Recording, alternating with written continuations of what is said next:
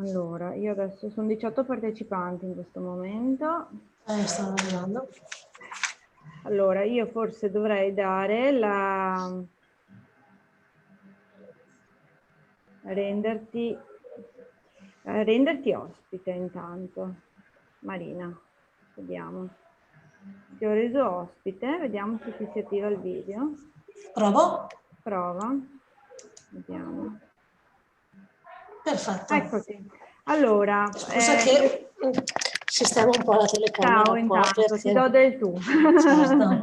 Ciao. Allora, ho trovato l'arcano, qual è il discorso? Chi parla? Allora, tu adesso sei praticamente l'organizzatore della riunione, quindi bisogna che tu da ospite, a destra dove ci sono i membri, tu da ospite, Sì. ok, clicchi sul tasto destro, scusami, clicchi su di me ad esempio e Sì. viene fuori altro. Aspetta che cerco. Allora aspetta che condivido lo schermo, facciamo prima. Sì, brava. Ok, tu vedi? Sì. Ok, ecco sì, perfetto, però adesso mi è sparito tutto. Aiuto. Allora, perché non mi fa condividere giù, niente, no. Allora, tu a destra vedi i partecipanti, ti si apre una colonna. Quella con le chat? Sì, esattamente. No, Sì. una colonna. Partecipanti. Perfetto, sì. Ok, se tu Sì. vai su membri, hai Sì. membri e spettatori. 2, certo, Ok, sì. vai su membri. Sì. Vai su T2I perché adesso ho messo come Sì, membri ok. anche te, vai su altro, Vado adesso? prova, sì, vai su Ok. altro e Sì. dai l'ospite a me. Allora gli altri dovrebbero vedere me. Allora, Adesso aspetta. Altro, io vado su altro. e fai, Dove trovo l'ospite, scusa? dovrebbe venirti fuori, allora, Assegna organizzazione, assegna co-organizzatore. no, segna organizzatore. No. E Vado da qua. quindi prova a vedere. Puoi cambiare organizzazione in T2I? Sì. Ok, e io sono l'ospite. Boh. Adesso dovrebbe arrivare anche dentro Davide. Allora, tra gli spettatori mi dici chi devo mettere come a membro? Forse si è già collegata la mia collega, la Serena Cesca, per me Come dell'Informa membro. Città. Ok, allora io ho messo Davide Grossato, se vedi i nomi, se guardi Sabrina, Serena Cesca, quella Sì, qua. brava. Promuove a membro, ok, altri? Non so se c'è anche il dottor Di Lena. Io ho sempre il video Aspetta, disabilitato. devo promuoverti a ospite. Prova Davide adesso. Adesso dovresti, con la Marina, eccoti qua, con la Marina l'abbiamo fatto. Ti abbiamo promossi ad ospiti. Allora, promuovendovi ad ospiti, riesco a ad attivarvi il video. Eccoci qua. Quindi allora, lei è la Serena ce l'ha spento, quindi di suo o non ce l'ha? Adesso lo avviso. Eccola. Ok, così io ti promuovo ad ospite e quindi ovviamente i membri... Interrotto l'ospite. Scusa? Mi dice, è buongiorno. possibile avviare il video, dato che è stato interrotto dall'ospite. Bene. Allora, vediamo. Allora, vedo che ce l'hai spenta, infatti. Buongiorno, sono Alberta, ciao. Aspetta che provo a vedere, però Gli me spettatori sono tutti me lo spenti. dà, se entro dentro me lo dà come vivo, nel senso me lo dà vivo. Aspetta, vediamo. No, dai partecipanti vediamo che l'hai spento, Serena. Lo vedo, però non dipende da me. Perché bisogna che il professore passi forse alla Serena, perché risulta lui organizzatore adesso. Devi passare alla Serena. Andando sulla Devo Serena. assegnare No, deve andare su. organizzatore Non è importante che non abbia il video, No, vabbè, ma insomma. insomma, almeno per Devo assegnare precisare. organizzatore o co-organizzatore? Prova col co-organizzatore. Vediamo cosa viene fuori.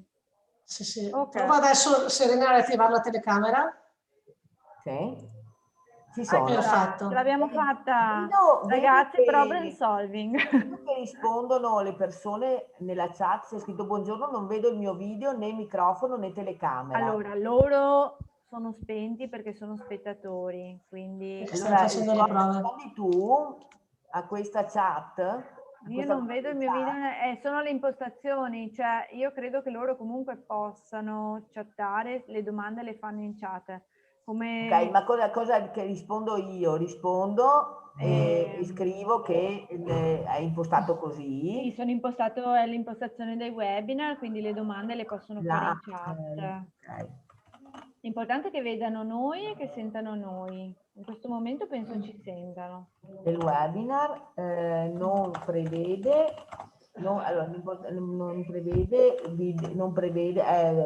dipende dall'impostazione, scrivo. Dall'impostazione del webinar, sì, è Zoom Webinar che permette questa impostazione qua. Direi che lei fa i saluti. Le domande vengono fatte in chat. Sì, le domande possono farle in chat. E l'importante è che vedano i relatori, che E che ci sentano. Perfetto, grazie. Allora, magari sai cosa? Adesso scriviamo in chat e chiediamo un riscontro. Scrivo se ci sentono. Perfetto.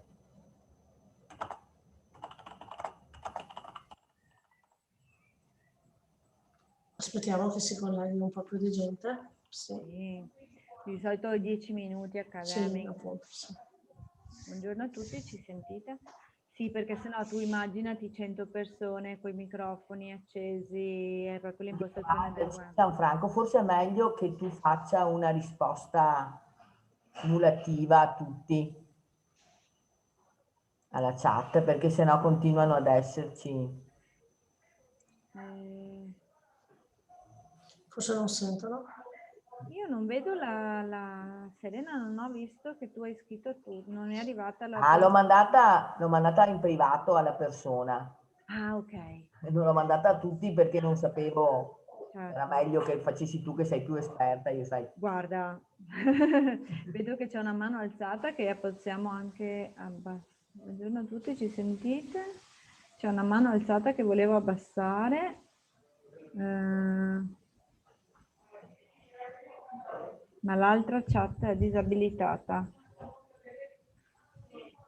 L'unica chat attiva è quella delle domande e risposte. Ah, ok. E quindi come faccio a attivare l'altra? Beh, è giusto, no, che ci siano le domande. Ecco, beh, allora, qua io continuo a rispondere a tutti, allora, a questo punto. Che le domande che devono scrivere in domande e risposte, Davide, tu conosci un po' meglio. La chat è disabilitata, abbiamo la chat disabilitata. Attivate sta chat, grazie Serena, ok. E allora io non posso rispondere a tutti, aiutatemi, attivate questa la chat, ci sentono benissimo, ma la chat è disabilitata. Quindi, ok. attivate la chat. Io rispondo, ma ne ho già 6 di risposte da fare. Sì. Purtroppo non le vedo, Serena. Allora, sto guardando se riesco ad abilitare la chat. Ok, ora già mi dicono. L'ho attivata io. Ah, ecco, sì. Grazie a scrivere in chat. Grazie, professore. Sì, perché adesso sei tu come ospite e la Serena è co-ospite. Se vuoi dare il co-ospite anche a me e a Marina, così se hai bisogno ti supportiamo. Ok, perfetto. Bene, allora possiamo azzittirci e... Allora, io ho fatto già partire la registrazione da tutte le prove tecniche, quindi non so se poi a voi serve da archiviarla per il fondo sociale, giusto? A noi serve la registrazione perché a quelle persone da fuori comune che non hanno potuto partecipare, pur avendo chiesto, mandiamo la registrazione e poi la carichiamo sulla sezione nostra del sito perché la regione chiede che ci siano chiaramente che le registrazioni dei seminari siano, come dire, a disposizione di tutti. Ok, siccome abbiamo fatto un po' di prove tecniche, voi poi riuscite a tagliare questa parte iniziale o se no... Vediamo i nostri colleghi. Del CED. Sì, di solito si riesce, insomma, non è una cosa particolarmente... Io l'ho fatta partire per sicurezza. Sì, esattamente. Bene, direi che... Aspettiamo. Siamo a 38. No, bisogna aspettare 5 minuti. 5 minuti non di più perché Certo. le iscrizioni sono 93, quindi però insomma magari qualcuno entra un po' più tardi per problemi di lavoro, ma Esatto. sono le 18:07, io direi di arrivare alle 10 e poi di iniziare, perché altrimenti le persone che giustamente si sono collegate Certo. in tempo.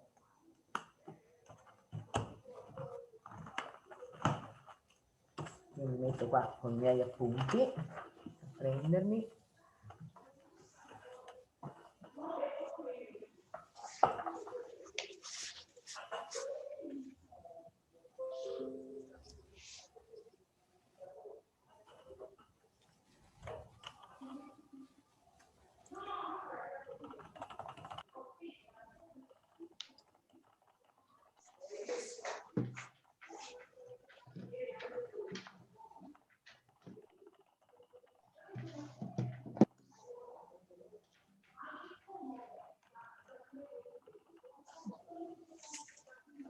Scrivono che la chat è funzionante.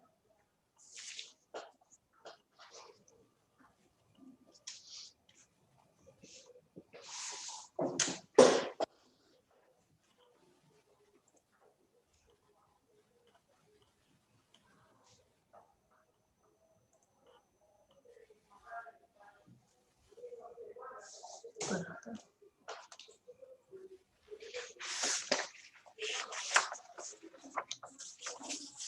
Attenzione Serena che hai scritto solo a noi invece che a tutti. Infatti ho visto. Riscrivo. Ma fa parte del gioco. Mi sono accorta mentre me lo dicevi, ho detto no, tutti gli esperti. Ecco, adesso ci siamo. Possiamo iniziare, che dite?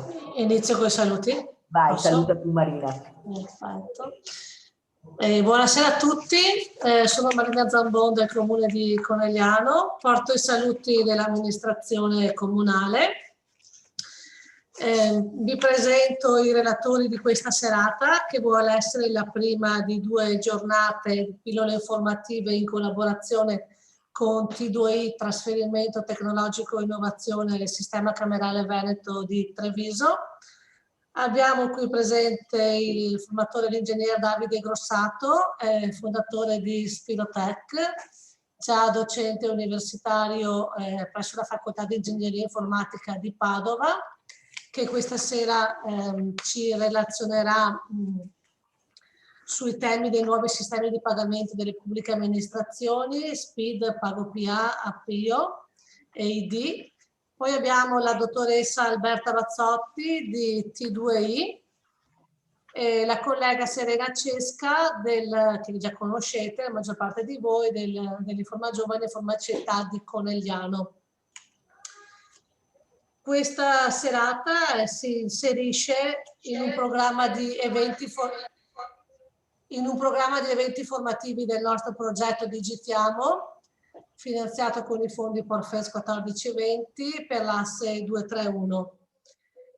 Sarà il primo di una serie di eventi che T2I condurrà per noi. Io direi di iniziare subito la nostra serata passando la parola all'ingegner Davide Grossato, che inizierà la sua spiegazione. Grazie a tutti per la vostra partecipazione.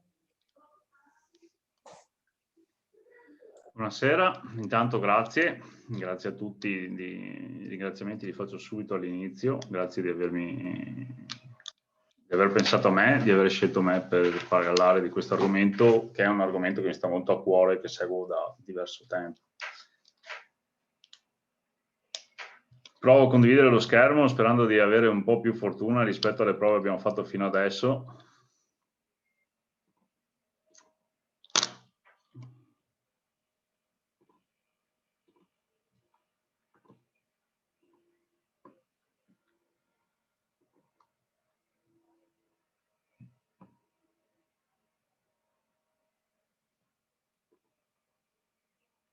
Eccolo qua, sono riuscito a far partire.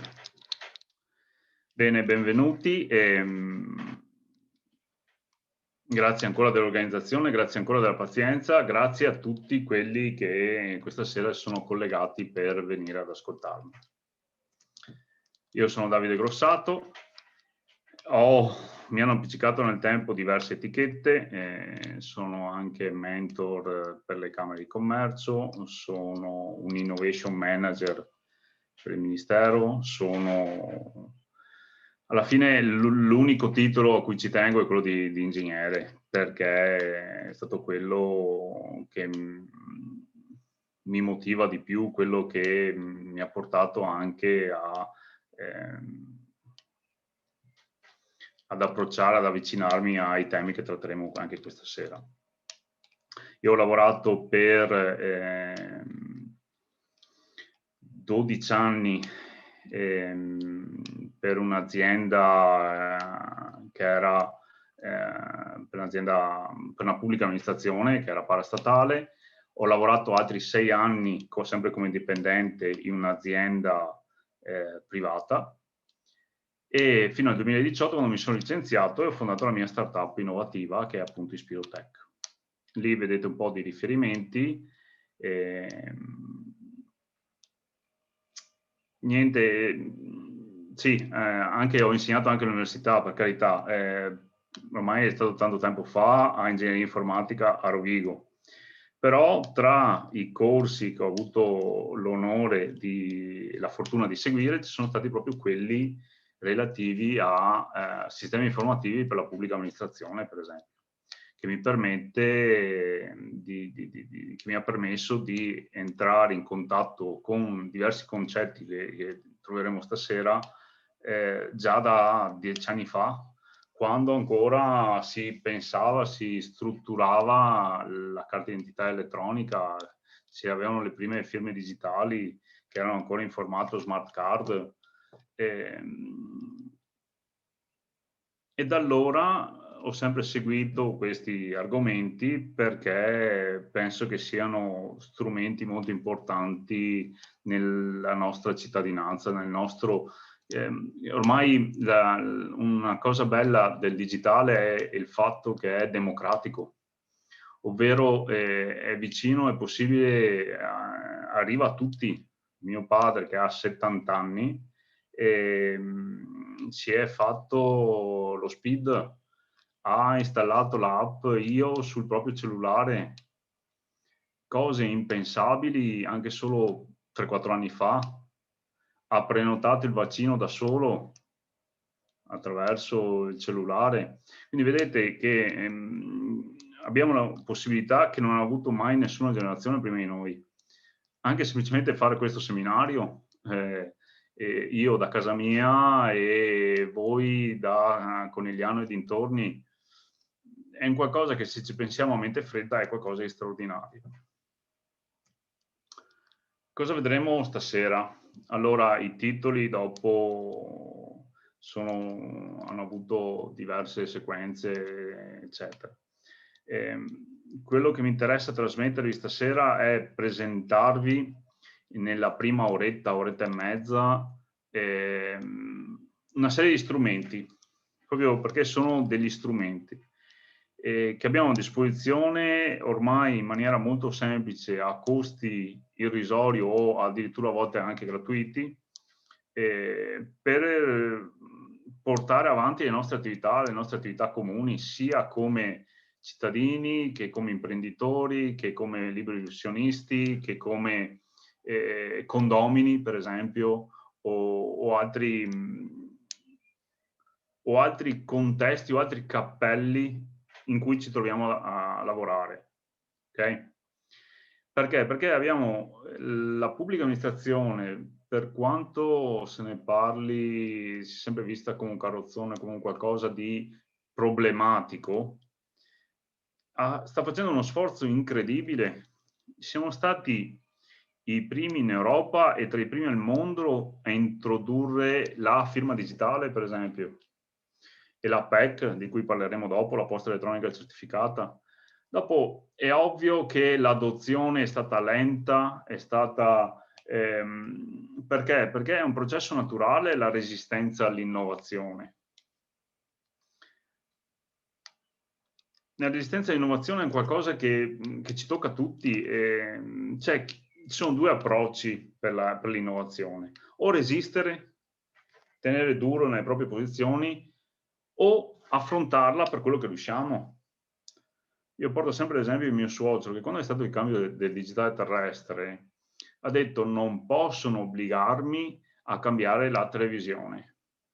Vero? Verissimo. Nessuno l'ha obbligato. Hanno spento il segnale, cosa fa? Ne ha comprate 2. E quindi per questo che vi ho ringraziato anche che siete qua stasera, perché ascoltarmi, seguire dei corsi di formazione, informarsi, è un modo per affrontare l'innovazione, la tecnologia e superare questa nostra resistenza nei confronti di qualcosa di diverso. Adesso abbiamo tanti argomenti di cui parlare e quindi stasera probabilmente ne toccherò solo alcuni e quello che non riusciremo a fare oggi vedremo la prossima volta, soprattutto la parte relativa ai pagamenti. Quindi mi raccomando, seguiteci e anche magari ritornate al prossimo incontro. Faccio 2 premesse, perché è mia abitudine sempre prima di partire col programma vero e proprio parlare di una cosa. Abbiamo detto che questi sono solo esclusivamente strumenti. E una prima cosa che mi capita spesso di sentire, soprattutto quando si parla di strumenti digitali, è il fatto che questi strumenti sono cattivi, sono difficili, sono sbagliati, non funzionano, c'è sempre un qualcosa che non va. Ma si può pensare che uno strumento sia buono o cattivo? O stiamo sbagliando qualcosa? Nell'esempio, questa penna è buona o cattiva? Se firmo il contratto con cui ho comprato casa mia, è buona. Ma se questa stessa penna stilo la uso per far del male a qualcun altro, è cattiva? Non dipende dalla penna, dipende da chi la usa. E quindi dobbiamo fare molta attenzione tra strumento e uso. Perché? Perché si trova molto spesso, ripeto, nel digitale, su eBay si vendono anche delle droghe, quindi chiudiamo eBay. Su Telegram ci sono dei gruppi che incitano alla violenza, chiudiamo Telegram. La firma digitale è troppo complessa da utilizzare e a me mi hanno fregato una volta perché mi hanno fatto firmare un contratto farlocco. È colpa della firma digitale o di chi ti ha fatto il contratto? Ho mandato una PEC e questa non è arrivata. Basta, non bisogna più usare la PEC. Vediamo perché non è funzionata. Cerchiamo di capire qual è lo scopo della PEC e così via. Quindi attenzione, la differenza tra strumento e relativo uso. Seconda premessa, il concetto di identità. La maggior parte dell'intervento di stasera è relativo alla identità, soprattutto cos'è l'identità digitale. L'identità è composta da 2 componenti fondamentali. Il chi sono io, che è la vera e propria identità, ovvero una uguaglianza tra me, Davide Grossato, e Davide Grossato, e qualcos'altro, tra me e qualcos'altro. Tra me e le mie credenziali, tra me e il mio utente e password. C'è questa uguaglianza, c'è questa identità? Chi sono io? sono quel nome utente password o sono io in carne ed ossa? E soprattutto un secondo componente che è sempre molto importante quando si parla dell'identità è la questione degli attributi, ovvero di cosa posso fare io in base al contesto. Allora, io in base al contesto sono Davide Grossato, genitore, quindi con il mio SPID, che andremo a vedere dopo, in quanto padre di Maria Chiara, potrò andare sul sito del MIUR a pre-registrarla per le scuole superiori. SPID. In un contesto, genitore, posso iscrivere mia figlia alle superiori. Io, sempre Davide Grossato, automobilista, potrò andare sul portale dell'automobilista e vedere quanti punti ho in patente. Io, Davide Grossato, lavoratore dipendente o lavoratore. Potrò accedere all'INPS per vedere la mia posizione lavorativa. Io, Davide Grossato, imprenditore di Spirotech, potrò firmare con la mia firma digitale o col mio SPID i documenti della mia società. Però sono sempre io, in contesti diversi. In base al contesto, io ho una serie di poteri, di attributi vengono chiamati, di funzionalità. Ok?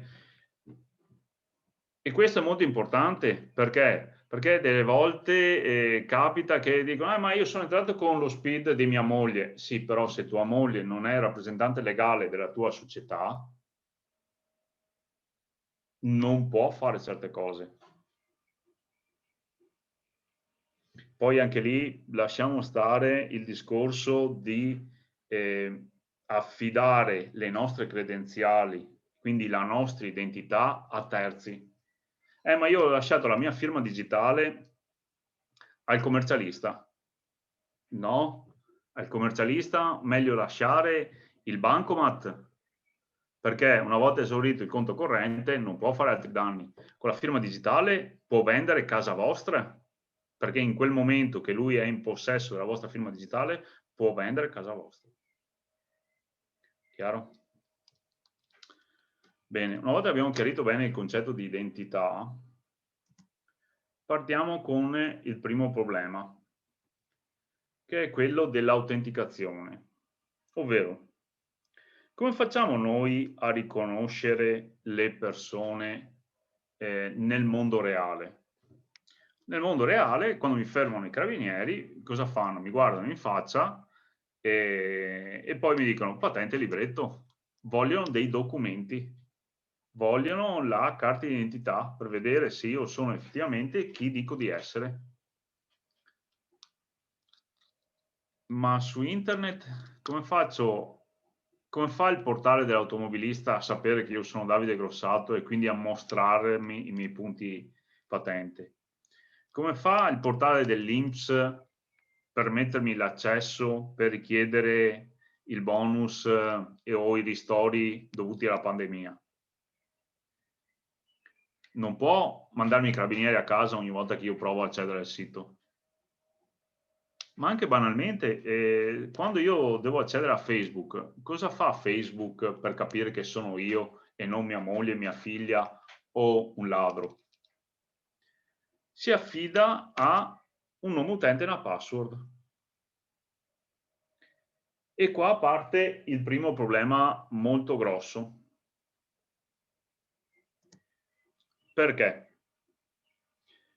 Scusatemi se parlo di cose un po' basiche, però per me sono fondamentali per tenere in piedi poi tutto il castello di cose successive. Io quando presento questo lucido mi trovo sempre davanti a un pubblico sghignazzante. Adesso non riesco a vedervi perché sono diciamo in videoconferenza, ma di solito quando lo faccio dal vivo Perché? Perché dico, guardate che il vostro nome utente e password è importante che ce l'abbiate solo voi. Perché? Perché se io entro con le vostre credenziali posso fare tantissimi danni. Perché? Perché impersono voi. Faccio un furto della vostra identità e con la vostra identità posso fare cose che nemmeno voi riuscite a immaginare. A me è capitato spesso di fare dei seminari per i ragazzi dei superiori, mi dicono, vabbè, professore, ma se anche mi entrano nel mio account di Libero, che problema c'è? E dico, vabbè, e se entrano nel tuo account di Libero e mandano una mail a tutti i tuoi compagni di classe di trovarci stasera alle 24 per un flash mob nel campetto dietro la chiesa? Ma chi vuoi che ci caschi? I tuoi compagni, anche se ce ne cascano 2 o 3, sono sempre 2 o 3 persone che cascano nelle grinfie di un malintenzionato. E quindi diventa fondamentale avere il proprio utente e password, e la password deve avere queste caratteristiche. Quindi deve essere lunga. Perché? Perché esistono dei modi per recuperare le password brevi, banalmente lo si provano tutte finché non si trova la password. Deve essere facile da ricordare per voi e soprattutto la cosa più difficile deve essere diversa. E già qua vorrei vedervi in faccia, perché la faccia è sempre quella, sì, povero illuso di un informatico. Sì, lo so che dovrebbe essere così, ma la mia password dappertutto è password con la P maiuscola però. O password con il 4 al posto della A, perché io sono furbo. Però è uguale dappertutto. Ecco che nel momento in cui mi entrano sull'account di Facebook perché me lo rubano, perché me lo vedono, perché mi entrano anche su Gmail, mi entrano anche sul sito dell'INPS, mi entrano anche sul sito del portale automobilista, mi entrano anche sul sito del MIUR. Perché? Perché la mia password è sempre la stessa, io non posso fare lo sforzo di ricordarmi una password diversa in ogni contesto. Vedete che questo è un problema diffuso per tutti e per cui sono stati introdotti anche alcuni accorgimenti. Bene, io vi faccio un annuncio shock, vi dico che è possibile trovare un modo per soddisfare queste 3 regole. Quindi avere una password che è lunga, che è facile da voi per ricordare, ma diversa per ogni contesto. Ed è quella di usare, faccio un esempio, se io vi mostro queste 3 password e ve le mostro per i secondi e poi torno indietro, quale delle 3 ricordate meglio? Vi lascio qualche secondo. Io sono sicuro che la password che ricordate meglio è la seconda, che è, guarda caso, la più lunga, ma è facile da ricordare perché? Perché, vabbè, la prima parte è l'unica che devo ricordare, l'altra invece è molto stabile. Il problema qual è? Che invece ci hanno insegnato a creare le password come la numero 3, che è impossibile da ricordare. E quindi qua si svela il trucco. Il trucco per soddisfare queste 3 regole è quello di avere una regola, ricordarsi una regola. Quindi io ho la mia password che può essere uguale per tutti, che è sicura 20, sicura 21. E poi ci aggiungo, non so, Libero, Gmail, Facebook. Ecco che vedete che le password sono facili da ricordare perché mi devo ricordare solo la prima parte. Sono molto lunghe e quindi questo mi protegge da tutta una serie di problemi che potrei avere. E sono tutte diverse in base al sito che sto visitando. Ecco che per esempio quella del portale automobilista potrebbe essere Sicura 20 automobilista, quella dell'INPS potrebbe essere Sicura 20 INPS con la I maiuscola. Attenzione che la regola può essere anche articolata quanto volete, potete dire di usare per esempio solo le consonanti, solo le vocali, di aggiungere sempre un punto esclamativo alla fine, potete inventarvi quello che volete. L'importante è avere una regola, ricordarsi la regola. Ok? Quindi, ripeto, è fondamentale ricordarsi un nome utente e una password, e la password deve avere le caratteristiche di essere lunga, facile da ricordare e sempre diversa. Il modo per soddisfare tutte queste tre regole è proprio quello di avere una propria regola. Quindi un protocollo si chiama, un modo per comporre la password. Il secondo modo, che mi viene molto utile poi per quello che andremo a vedere adesso, che cos'è? È attivare, dove possibile, l'autenticazione a due fattori, ovvero dire che dopo io ho inserito il nome utente e password, devo usare il mio cellulare, per dare l'autorizzazione, per continuare, per proseguire. Altrimenti non posso. Durante un seminario ho dato il mio nome utente e password alla platea. Erano in 300 ragazzi e ci hanno provato in 2 a entrare. Io semplicemente ho detto no, cliccando sul cellulare dicendo no, tu non puoi entrare. Se vedete, questo trucco è già usato da diverso tempo dalle banche, che erano quelle che richiedevano il livello di sicurezza più alto.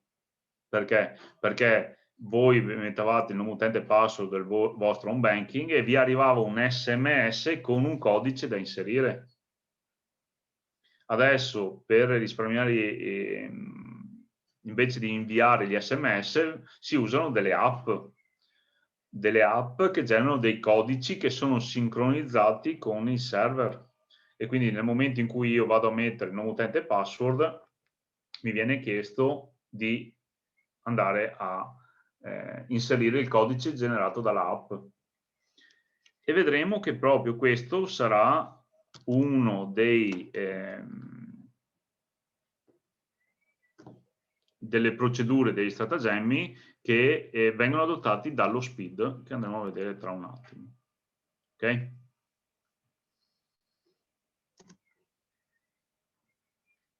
Bene. Devo fare un passaggio su questo concetto. Perché? Perché è fondamentale per capire poi il ruolo dello SPID e soprattutto che cos'è lo SPID. Ovvero il concetto del single sign-on, viene chiamato in inglese, dell'autenticazione unica. Ovvero, voi andate sul sito del vostro comune di Conegliano o di San Fior e vi registrate con un nome utente e una password. Poi andate sul sito del portale dell'automobilista, vi autenticate con un nome utente e una password. Andate sul sito dell'INPS, vi registrate con un nome utente e una password.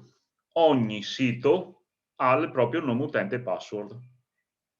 E qui torniamo al problema precedente. Ognuno deve ricordarsi che nome utente e che password ha usato nei vari siti. Per ogni sito ha un nome utente e una password, una login. Cosa succede col single sign-on? Succede che invece io mi ricordo un nome utente e una password, che sono conservati quindi da una organizzazione, e grazie a questo entro nei vari siti. Perché? Perché c'è questo livello intermedio,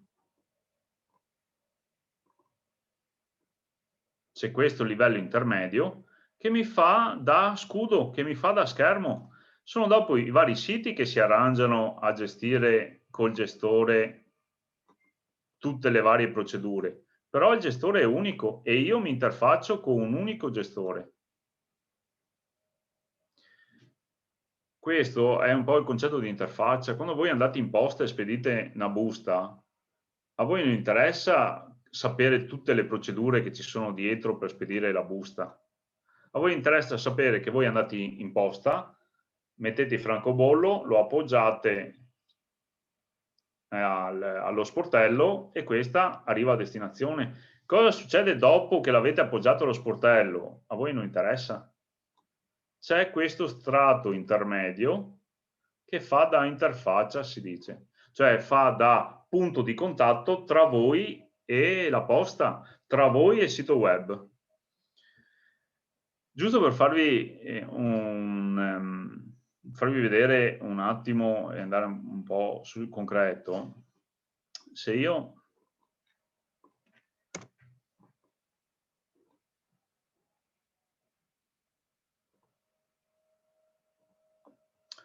io vado a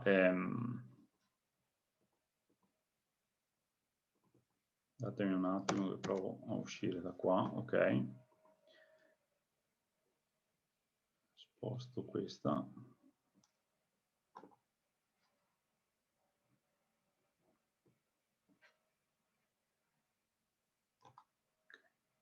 se io vado su un sito qualsiasi, tipo, non so, Trello è uno strumento per organizzare, per avere una serie di lavagne, di bacheche, dove io adesso, per usare questo servizio, dovrei ricordarmi il relativo nome utente e password. E invece, vedete che cosa ho qua? Continua con Google, continua con Microsoft, continua con Apple, continua con Slack. Ovvero se io non mi ricordo il nome utente e password di Trello o non lo voglio registrare, posso usare tranquillamente quello che già uso per Google. Vedete, lui fa tutti i suoi controlli, si parla e entro. Vedete che io non ho fatto niente, perché? Perché ero già autenticato come digrossato. Se io vado su Evernote, idem, accedi, continua con Google, continua con Apple.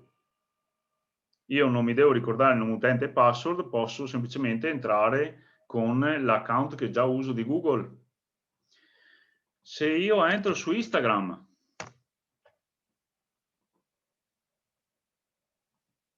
vedete, continua come digrossato. Mi ha già riconosciuto. Oppure accedi con Facebook. Vedete, io faccio accedi con Facebook, lui si parla, si scambia con Facebook, questo utente ha l'autorizzazione a entrare? Sì. Ha messo dentro il nome utente e password? Sì, eccetera. E allora prende e entra con Facebook. Vedete che diventa molto comodo, perché io non mi devo più ricordare il nome utente e password, basta che mi ricordi quella di Facebook. Basta che mi ricordi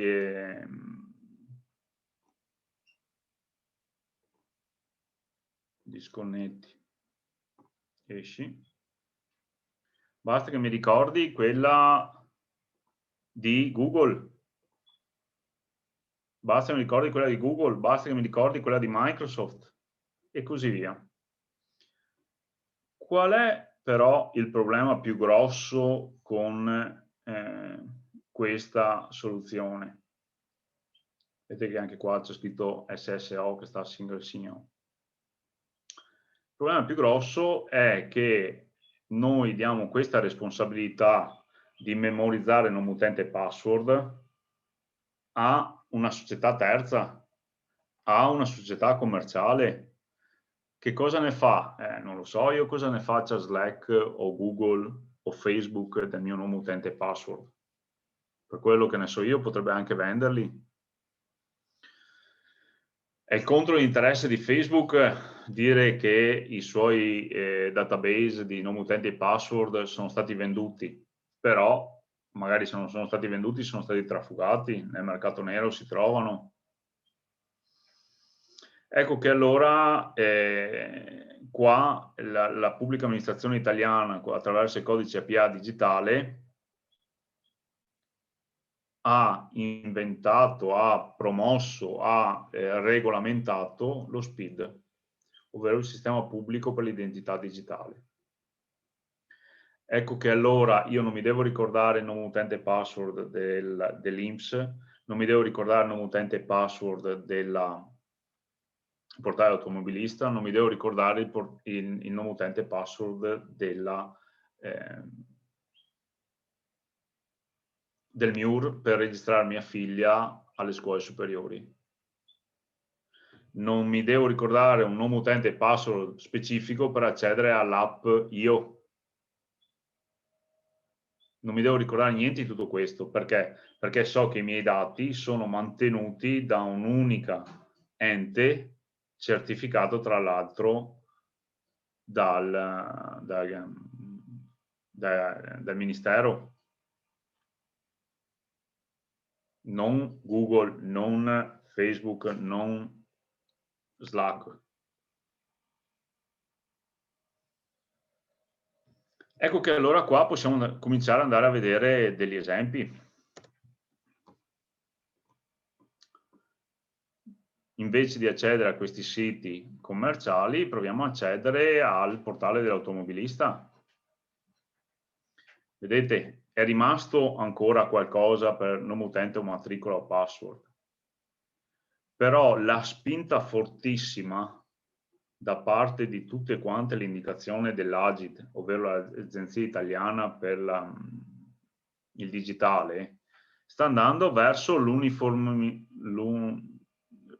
per uniformare tutti quanti i servizi. Quindi tutti quanti i principali servizi a pubblica amministrazione hanno lo SPID, che non è niente di fisico, è una registrazione di un nome utente e una password.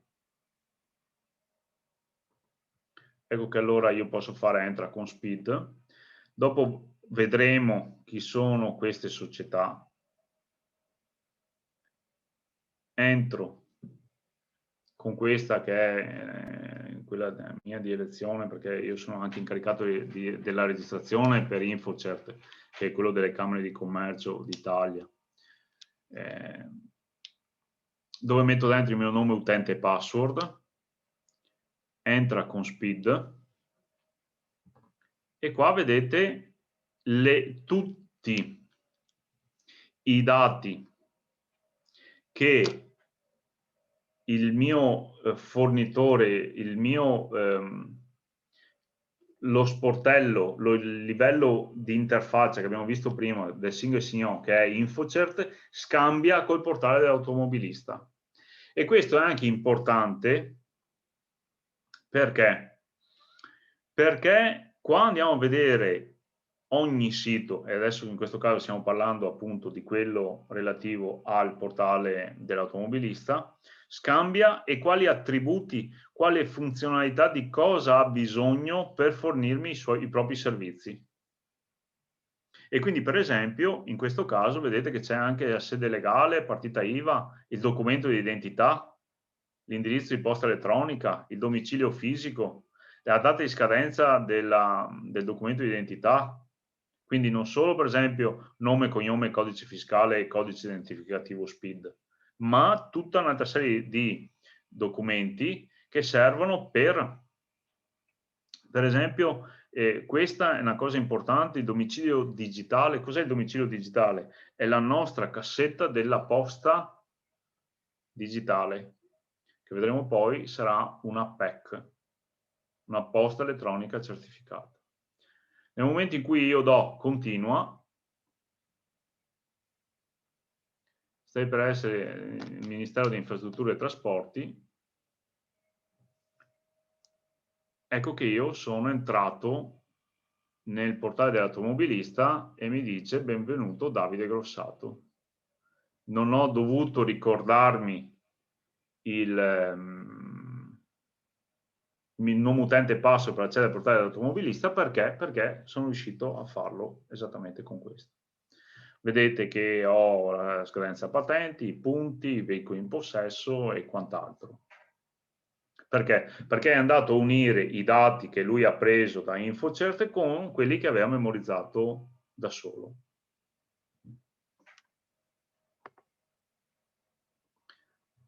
Altro esempio è quello del MIUR. Vedete anche qua c'è o il nome utente e password relativo al Ministero dell'Istruzione, dell'Università e Ricerca per poter iscrivere mia figlia alle superiori, mentre se io faccio entra con SPID, cerco sempre qua InfoCert, metto dentro il nome utente e password. Ecco, a differenza del portale dell'automobilista,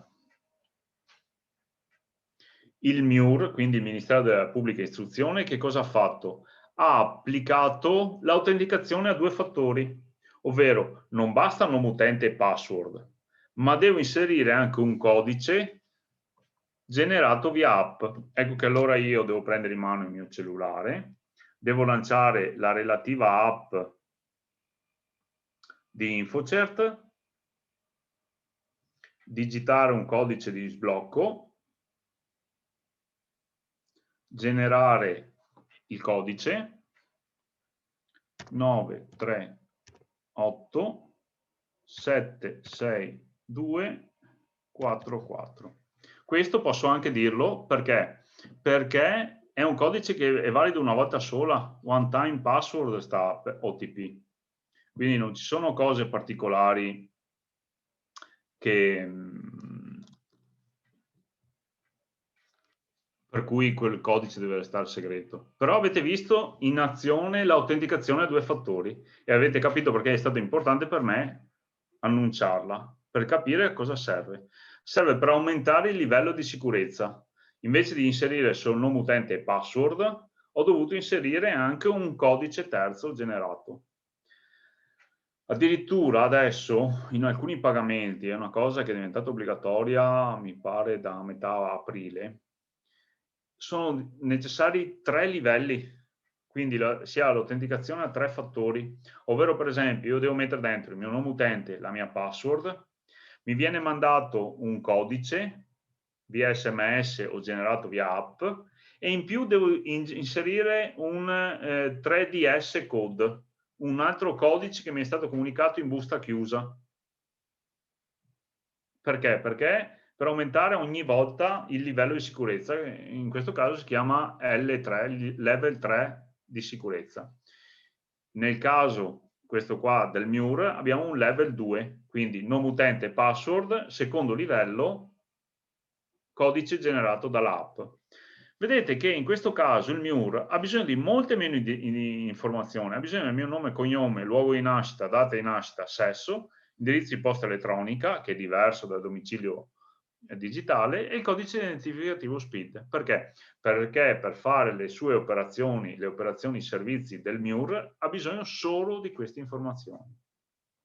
Ecco che nel momento io do continua, è passato troppo tempo e non mi fa entrare. Riproviamo.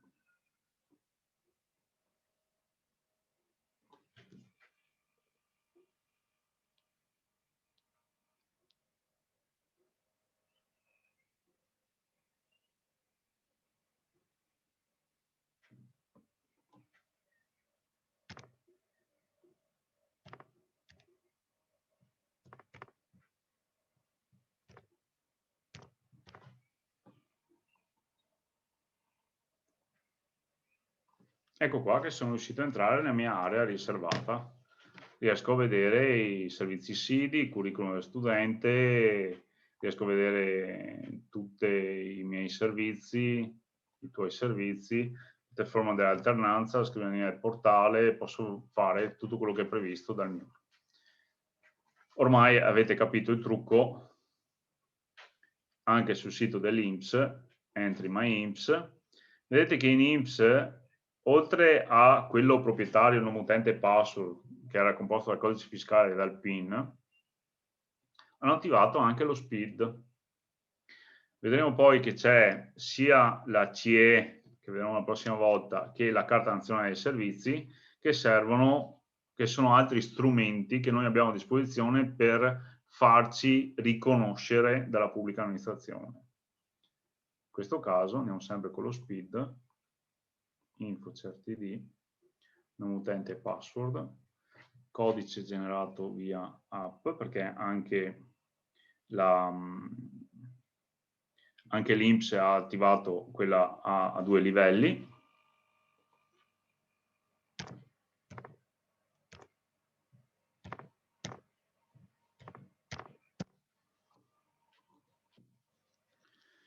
Anche questa volta vedete che è cambiata ancora la lista degli attributi, la lista delle cose, delle informazioni che l'INPS chiede a InfoCert. Diamo continua. Eccomi qua sul mio fascicolo, sul mio di Davide Grossato, con i dati previdenziali, i dati personali, servizi di pagamento, eccetera, eccetera. Sui servizi di pagamento magari ci ritorneremo. Ok? Quindi adesso avete ben chiaro che cos'è lo SPID. Lo SPID non è altro che un nome utente e una password che vi permettono di accedere ai servizi della PA. E vedrete che sempre di più, anche semplicemente per accedere al, non so, alla richiesta del buono mensa per la scuola di vostro figlio, dovrete avere lo SPID. C'è stata una corsa a dicembre per l'attivazione dello SPID per poter accedere alla app di app Io. Perché? Perché c'era la possibilità di avere il cashback.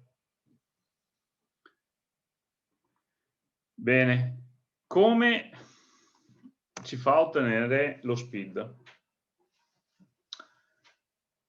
Lo SPID viene rilasciato da quelle che vengono chiamate Certification Authority, ovvero sono delle grandi società che hanno messo in fila tutta una serie di caratteristiche per cui hanno ottenuto dal governo centrale, il bollino, lo status di Certification Authority, che se ci pensate bene è una cosa che c'è sempre stata, che è quella dei notai. Qual è il ruolo dei notai nella società? Il ruolo dei notai nella società è quello di essere un ente terzo, quindi diverso, tra due soggetti. I due soggetti chi sono in questo caso? Siamo noi cittadini e l'altro soggetto è la pubblica amministrazione, è il vostro comune.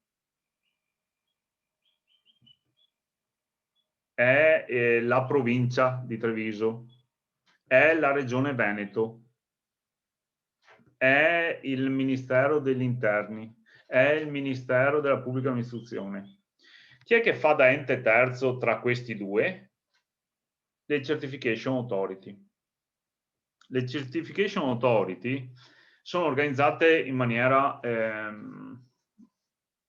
praticamente identica. Hanno degli operatori che vengono chiamati Registration Authority Operator, quindi RAO, e poi subito sotto i RAO ci sono gli incaricati della registrazione. Io per esempio sono incaricato della registrazione sia per InfoCert che per Aruba. Qual è il ruolo di queste persone? Perché stiamo parlando di persone, ovvero RAO e incaricati della registrazione. Il ruolo di queste persone è quello di avere almeno un passaggio fisico dove si vanno a vedere, si vanno a mettere in fila, si vanno a confrontare i documenti con la persona fisica davanti.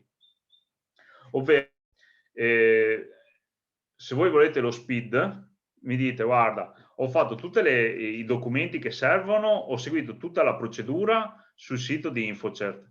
Cercate SPID InfoCert, arrivate su una pagina dove vi dice, boh, per attivare lo SPID devi fare così. Primo, registrarti sul sito, compilare questi dati e mettendo tutti i dati. Stampare questo foglio, oppure ricordarti questo codice, il codice che ti abbiamo mandato per email, e poi recarti da o un Registration Authority Operator o da un incaricato alla registrazione a farti autenticare, a farti riconoscere, a certificare che un documento che ho io davanti è uguale a te persona. Attenzione che questo riconoscimento può essere fatto anche online ormai, ma come? Con le telecamere, cioè voi prenotate l'appuntamento con l'operatore della Registration Authority, e questo operatore ha davanti a sé il vostro documento, vi vede, vi chiede di dire qualcosa, di dire dei numeri a caso, di farvi riconoscere, di capire che non siete registrati, che non siete finti, che non siete un'elaborazione digitale. E una volta che è successo questo confronto, questo riconoscimento, allora si può procedere. Ricordatevi che per tutti gli strumenti che andremo a vedere, quindi firma digitale, carta d'identità elettronica, eccetera, c'è sempre almeno un passaggio fisico in cui qualcuno di umano vi guarda negli occhi, vi guarda il documento e dice sì, siete voi. Quando l'estate scorsa mia moglie ha fatto lo SPID, abbiamo fatto così, lei si è registrata sul sito di InfoCert, abbiamo compilato tutti i documenti. In quel caso, per esempio, l'incaricato della registrazione è stato un tabaccaio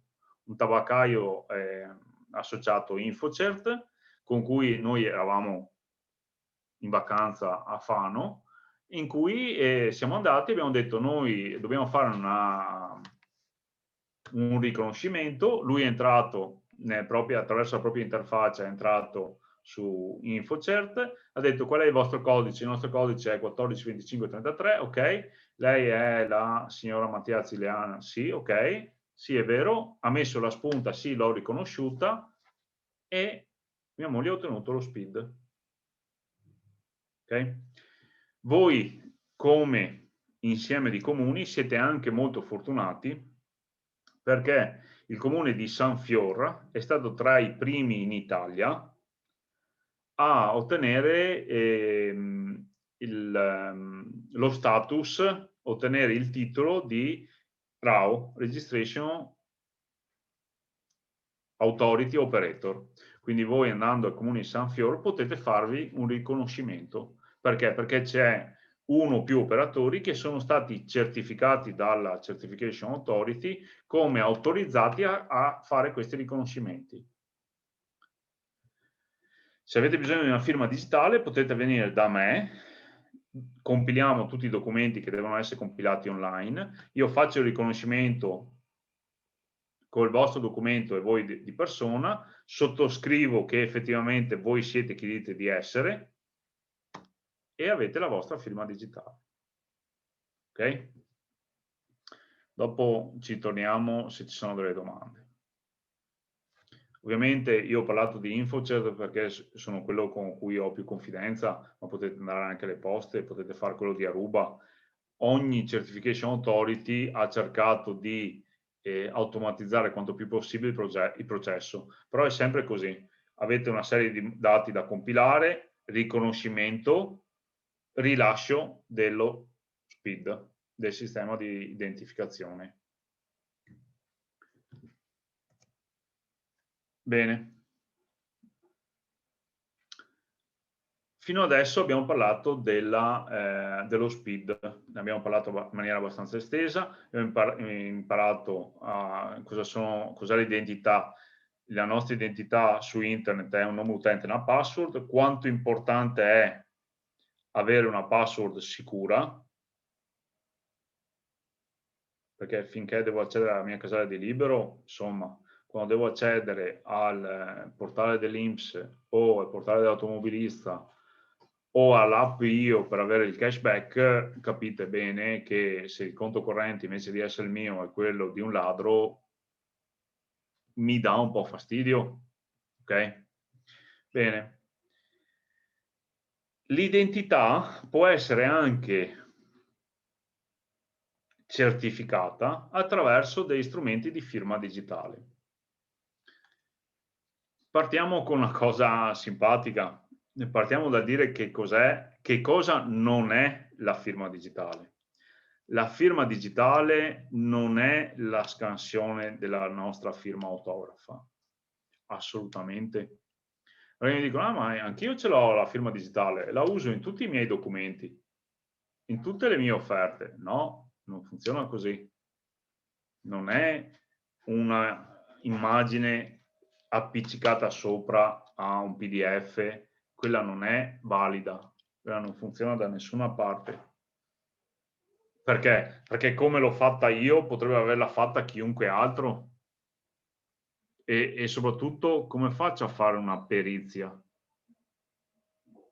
Faccio una perizia calligrafica su un'immagine scansionata? Per vedere che è un'immagine scansionata? Ormai non esiste, ok? Quella non è la firma digitale. La firma digitale è un qualcosa di intelligente. Adesso vedremo che si sta andando anche addirittura oltre, però è un qualcosa che ha un supporto. Le prime firme digitali erano delle smart card, erano come questa,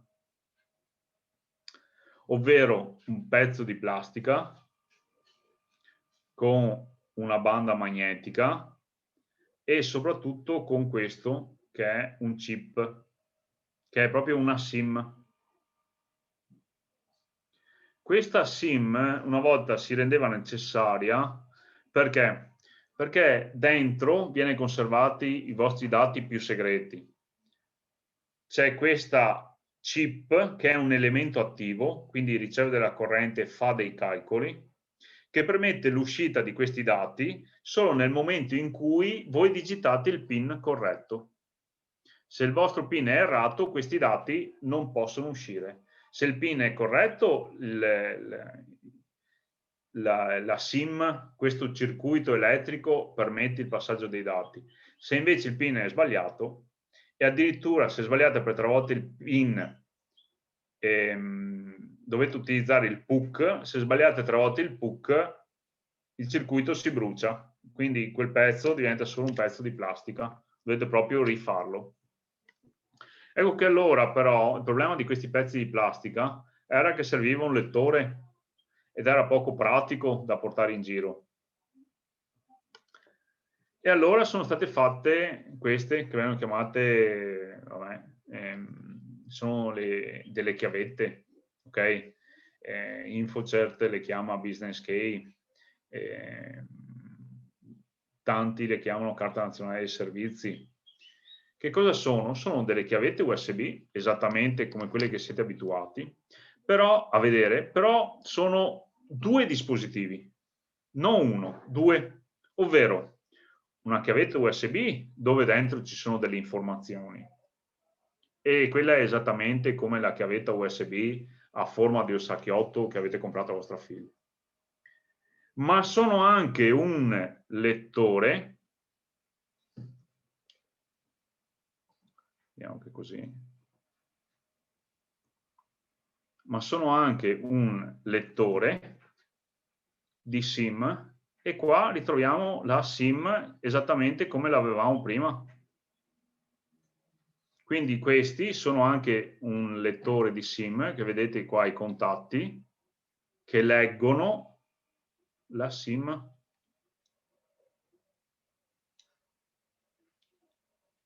E quindi questa per poter funzionare ha bisogno del pezzo di plastica con la SIM e per poterlo leggere, per poter far uscire queste informazioni fondamentali.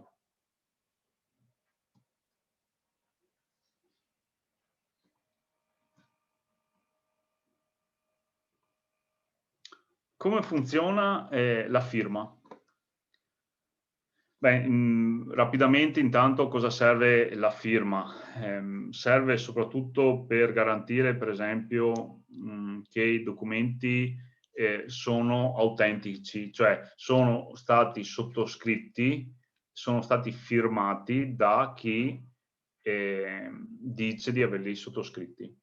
Cosa che vedete che non è così scontata quando voi avete un pezzo di carta davanti con uno scarabocchio dove vi dicono sì sì, questa è la firma della mamma sulla giustificazione a scuola. Certo, come no?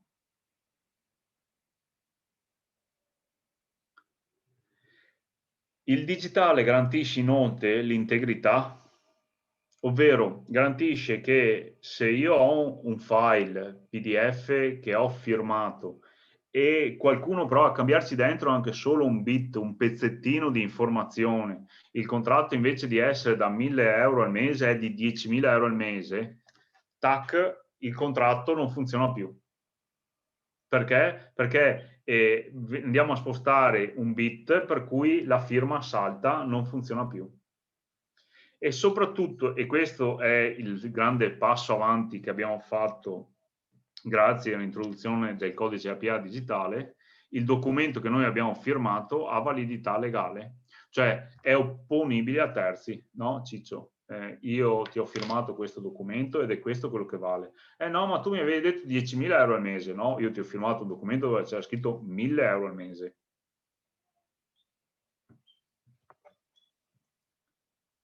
Come funziona la firma? Andiamo a firmare qualcosa. Bene. Questo, adesso vi mostrerò due modi, okay? Che rappresentano anche un po' l'evoluzione della firma. Primo modo, inserisco la chiavetta nel PC,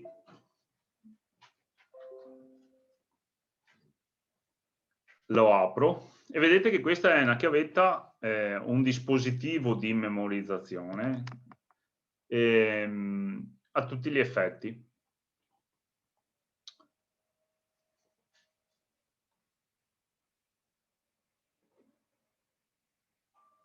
Eccolo qua che è partito.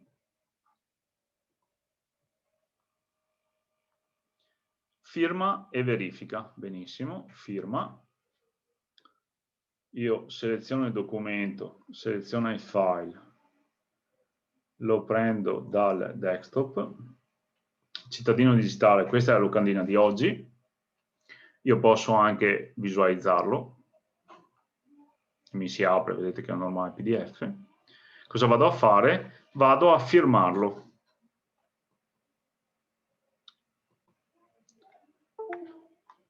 Vediamo se questo è il problema con i dispositivi fisici. Ok, proviamo a firmarlo.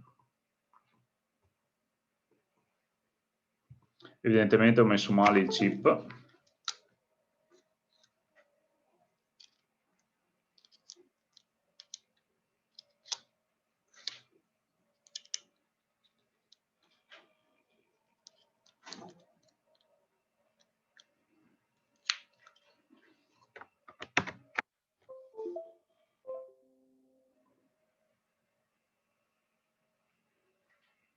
Attimi in suspense.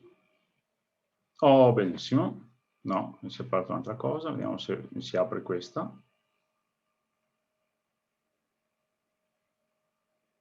Benissimo, mi dice dove devo salvare il file. Salva. Qua ci metto dentro il mio PIN. E questo è fondamentale che rimanga solo vostro. Perché? Perché con questo, in un contesto, vendo casa mia, in un contesto iscrivo mia figlia ai superiori, in un contesto concludo un contratto con un fornitore o ricevo un contratto da un cliente. Ok? Vedete che qua, che cosa è successo? Ho digitato solo una volta il PIN. Un PIN. Perché? Ecco qua che ho prodotto il mio file firmato. Vedete che ha la spunta verde. Tra un attimo arriviamo anche sui formati. Però volevo farvi notare questo. Volevo farvi notare che in questo caso io ho usato solo ed esclusivamente un PIN. Perché? Perché la sicurezza comunque è data dal fatto che io per poter firmare questo devo avere fisicamente questo pezzo di plastica contenente la relativa SIM.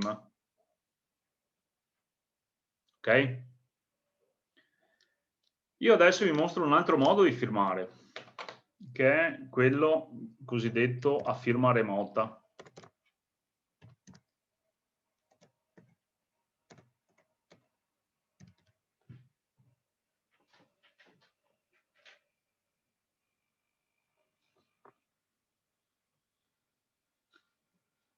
Eccolo qua. No, questo è il DIC di prima. Questo lo cancelliamo. Cancelliamo. Eccolo qua. Questo vedete che è sempre DIC, sempre di focamere. Cosa faccio? Faccio firma. Questa volta la chiavetta è in Giamaica, è staccata dal computer. Ok? Scelgo dal desktop il cittadino digitale, scelgo la firma P7M, continua. Ecco che in questo caso io devo digitare sempre il mio PIN. E vedete che in questo caso io sto usando quello che viene chiamata la firma remota di Davide Grossato, quindi non ho più bisogno del dispositivo fisico, non ho più bisogno della SIM. Però in questo caso, nel momento in cui è tutto dematerializzato e quindi non è più fisico, nel momento in cui faccio firma, lui mi dice: guarda che però ti ho mandato un OTP, un codice da inserire sul tuo cellulare. 218 990 76. Conferma. Perché? Perché ci deve essere comunque almeno un passaggio fisico, ci devono essere comunque 2 passaggi. Prima ne ho fatto uno solo, perché? Perché quello, il secondo era l'inserimento della chiavetta, il possesso della chiavetta inserimento della chiavetta nel PC, il possesso della chiavetta. Qui invece la chiavetta era staccata, ho usato un altro sistema che si chiama firma remota, per cui era tutto digitale. Ecco che allora cosa è successo? Ho inserito il PIN e mi è stato mandato un codice per la seconda autenticazione. Ok? Facciamo un breve passetto avanti con questo, ovvero i formati della firma digitale. I formati della firma digitale accettati dalla pubblica amministrazione sono 2. Fino al 2015 era solo il primo, il P7M. Il P7M è un formato un po' particolare, dedicato alla firma, ovvero il formato P7M prende qualsiasi file e lo imbusta. Cosa vuol dire? Lui prende, ingloba dentro di sé, questo è il file, lui lo prende, lo imbusta, lo mette dentro di sé, lo cripta, in modo che così chiunque provi a cambiare un solo bit rompe la busta e si vede che la busta è stata rotta. È applicabile quindi a qualsiasi file, ovviamente ha bisogno di un programma particolare per l'apertura, per lo sbustamento, per la verifica della firma. Esattamente come abbiamo visto prima, i programmi avevano anche la funzionalità di sbustamento, di verifica della firma. Il secondo formato, mi sembra sia stato reso ufficiale da ottobre-novembre 2015, è il formato PDF, ovvero il fatto che io posso mantenere un tipo di file che è il PDF, firmarlo digitalmente vuol dire congelarlo, vuol dire che io non posso dopo dire no, ma quello lì non l'ho firmato io, perché non posso fare una perizia calligrafica, perché solo io ho il mio PIN. Ma io ho dato la mia smart card al commercialista, che l'ha data alla sua segretaria, che l'ha data alla stagista. È un problema tuo di incauto affido? Perché questo dispositivo rappresenta te. Ecco, il PDF è un formato invece che è più facile da aprire, perché non ha bisogno di programmi particolari se non un lettore di PDF. Ecco che allora, quando noi andiamo a firmare, intanto vabbè, andiamo a vedere la verifica. La verifica, prendiamo il nostro file, prendiamo questo del cittadino digitale, vedete che lui si è collegato, ha verificato che nessuno avesse spostato un solo bit di questo file e ha detto sì, è stata verificata correttamente, è stata firmata da Davide Grossato. Cosa possiamo fare noi? Possiamo però andarlo a firmare, sempre questo, e lo andiamo a firmare questa volta in PDF. Però vogliamo fare una cosa anche che ci aiuti a mantenere un contatto con la realtà. Vogliamo che si veda all'interno di questo PDF uno scarabocchio. Ecco che allora io posso andare a dire visualizza firma del documento, sfoglia, vado a prendermi la mia scansione della firma,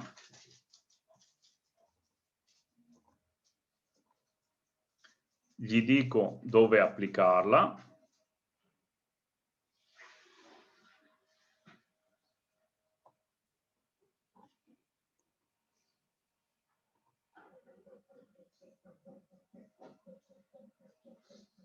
gli dico applica qua. Posso anche aggiungere delle altre opzioni, accettazione. Immaginate di essere una tipografia che deve avere visto si stampa su un volantino, su qualcosa che sta preparando. Metto il motivo, accettazione, metto un'immagine che rappresenta la mia firma e do continua. Esattamente come prima mi chiede il PIN. Qua devo cambiare il nome, altrimenti lo sovrascrive. Aggiungo firmato, do firma.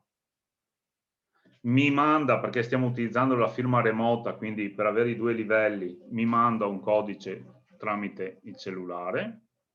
Il codice è questo.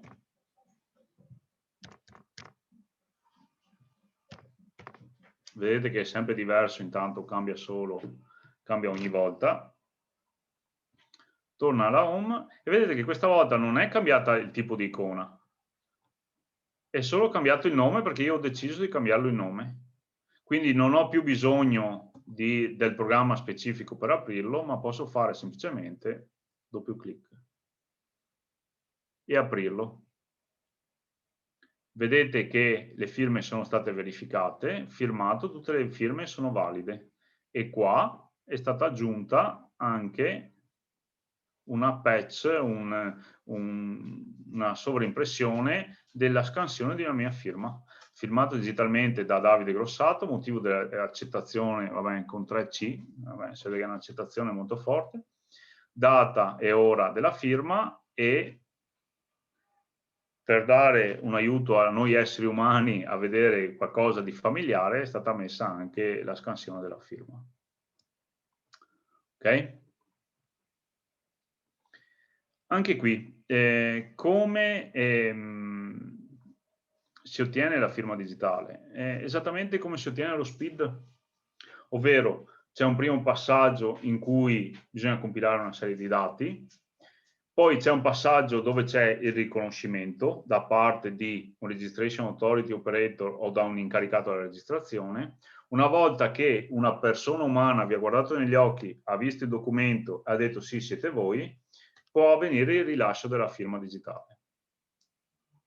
Le firme digitali possono essere rilasciate da tutti quanti i Registration Authority Operator, e vi ricordo che voi avete sempre il Comune di San Fior, che è stato tra i primi in Italia ad avere degli operatori direttamente nel comune. Cos'altro da ricordare della firma?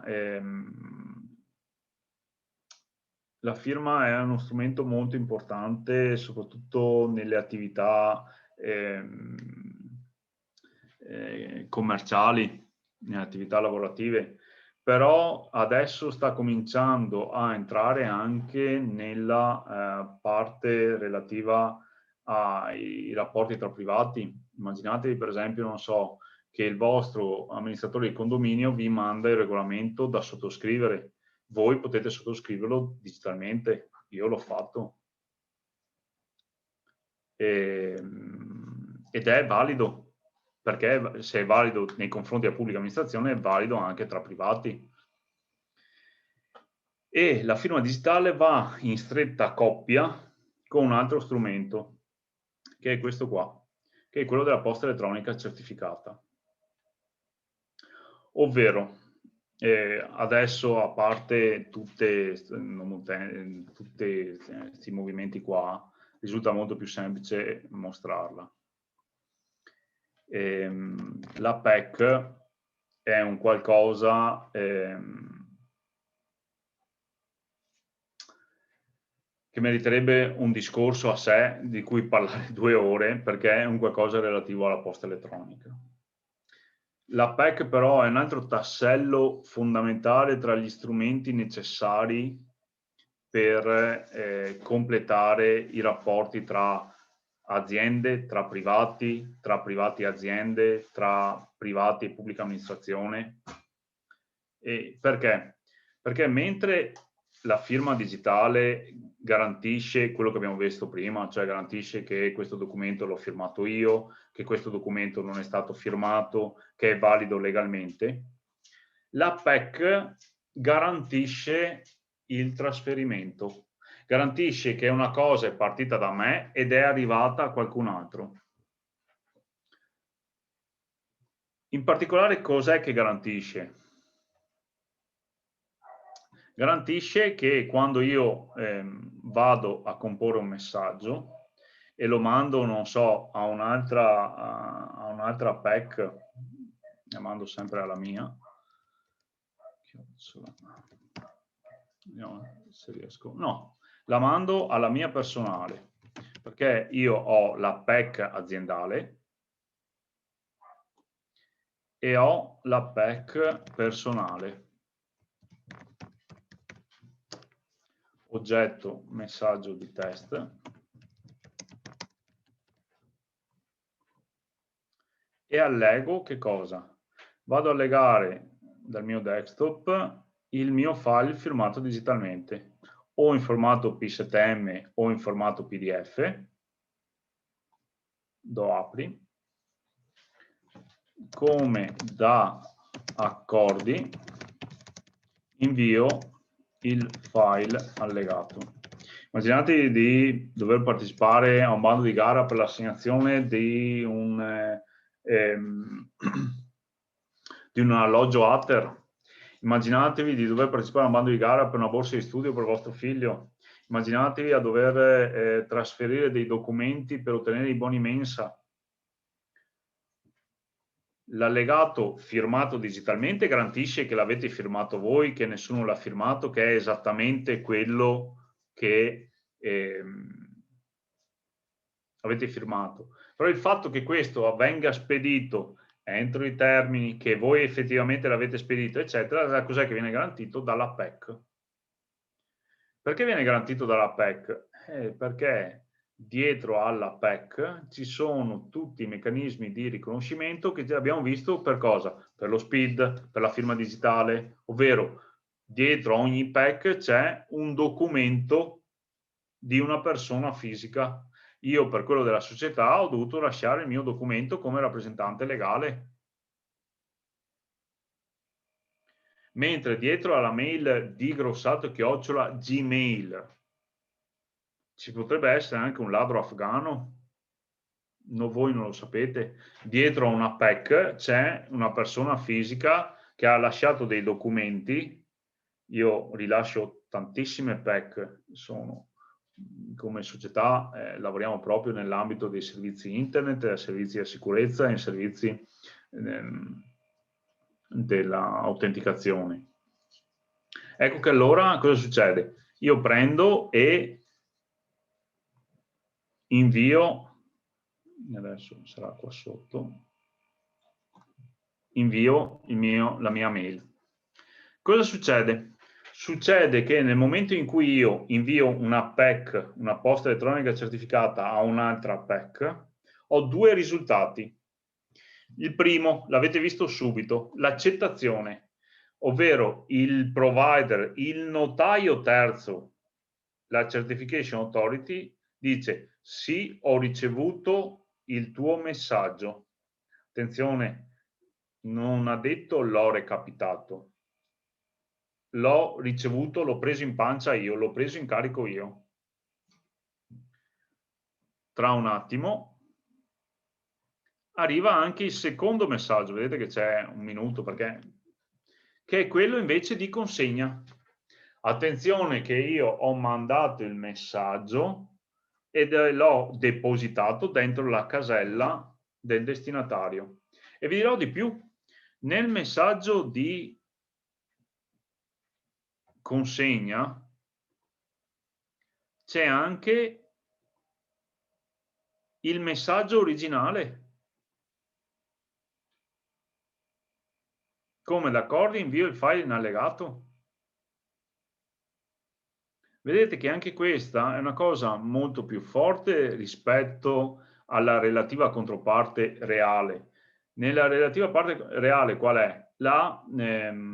La raccomandata con ricevuta di ritorno. Quando io devo spedire dei documenti che devo certificare che li ho spediti, cosa faccio? Faccio una raccomandata con ricevuta di ritorno. Il risultato, però, che nel mondo reale nessuno certifica quello che io metto dentro la busta. Avete mai sentito nessuna ditta che si è lamentata o nessun lavoratore che si è lamentato di non aver ricevuto nella raccomandata l'assegno di liquidazione? Io l'ho messo dentro la busta. Ma se io quando l'ho aperta non c'era, vuol dire che te lo sei imboscato e l'hai perso tu. Chi è che mi garantisce cosa ho messo dentro la busta? Nessuno. La raccomandata con ricevuta e ritorno mi dice solo che io l'ho spedita, che il destinatario l'ha firmata e mi è ritornata la ricevuta. Fine. Nella posta elettronica certificata invece io ho anche la prova provata di cosa ho spedito a chi, quando e a che ora. Quindi io ho spedito la mia offerta per l'alloggio per accedere all'alloggio dell'Atter nei tempi previsti dal bando. No, ma la sua proposta è arrivata dopo, fuori tempo massimo, no? Io ho la ricevuta di consegna che mi dice che l'ho consegnata entro i termini previsti dal bando. Guardate che questa è una cosa molto forte. Perché? Perché mi completa il ciclo. Con la firma digitale io sottoscrivo il documento e con la PEC garantisco di spedirla, garantisco il trasferimento dell'informazione, cosa che non è possibile, che non avviene con la posta tradizionale. La posta tradizionale è quanto di più farlocco che esista. Perché? Perché con la posta elettronica tradizionale il mittente è sempre falsificabile. Ricordatelo sempre, in tutti i corsi che faccio di sicurezza spiego benissimo che il mittente della posta elettronica normale è sempre falsificabile. Quindi l'indirizzo può non esistere, può non essere quello di chi dice di essere, il mittente è sempre falsificabile. Tanto che se non so se avete visto che alcune delle ultime spam addirittura sembrano spedite dal vostro indirizzo, dove dicono, ah, vedi, ti ho bucato la casella di posta e quindi ho preso possesso della tua casella di posta e riesco a spedire mail col tuo stesso indirizzo. Falso. Perché? Perché il mittente della posta elettronica tradizionale è falsificabile. Dietro a un indirizzo di posta elettronica certificata c'è sempre un documento di identità. Io quando attivo le PEC per un comune, attivo le PEC per dei cittadini, attivo delle PEC per delle aziende, insieme alla all'indirizzo, devo caricare anche un documento di assunzione di responsabilità e un documento di identità. Ok? Perché? Perché poi c'è questa garanzia di un notaio terzo, che è la Certification Authority, che dice sì, tu hai spedito quel messaggio nei termini, questo è quanto hai spedito, e io l'ho firmato tutto digitalmente, garantendo che tu hai trasferito queste informazioni. Io adesso vado a concludere perché mi piacerebbe rispondere alle vostre domande. Rapidamente, prima di rispondere alle vostre domande, cosa vedremo la prossima volta? Vedremo sicuramente la carta d'identità elettronica nella sua versione 3. Perché? Perché nella versione 2 era ancora una versione a chip a SIM. Nella versione 3 è invece a NFC, cioè con un circuito di tipo particolare che può essere letto anche dai cellulari. Ok?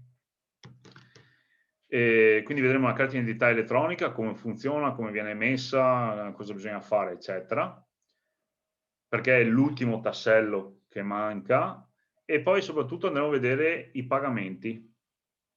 Ok?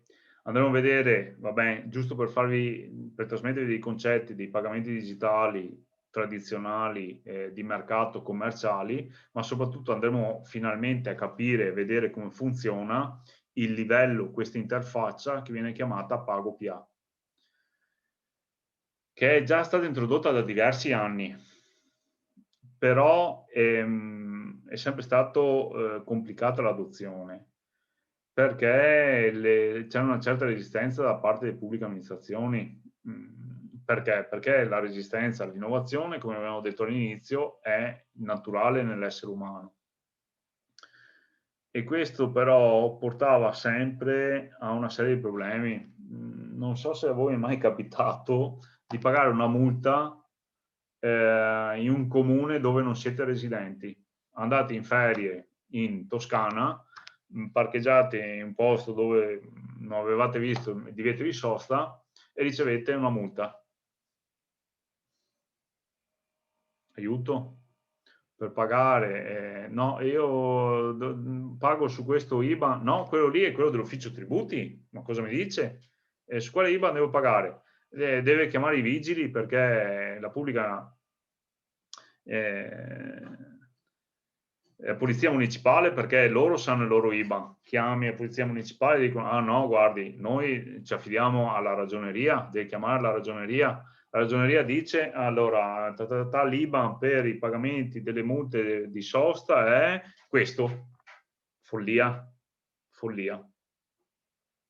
Perché? Perché voi non conoscete il comune, non sapete come sono organizzati internamente, ci sono una serie di cose che voi non siete tenuti a sapere.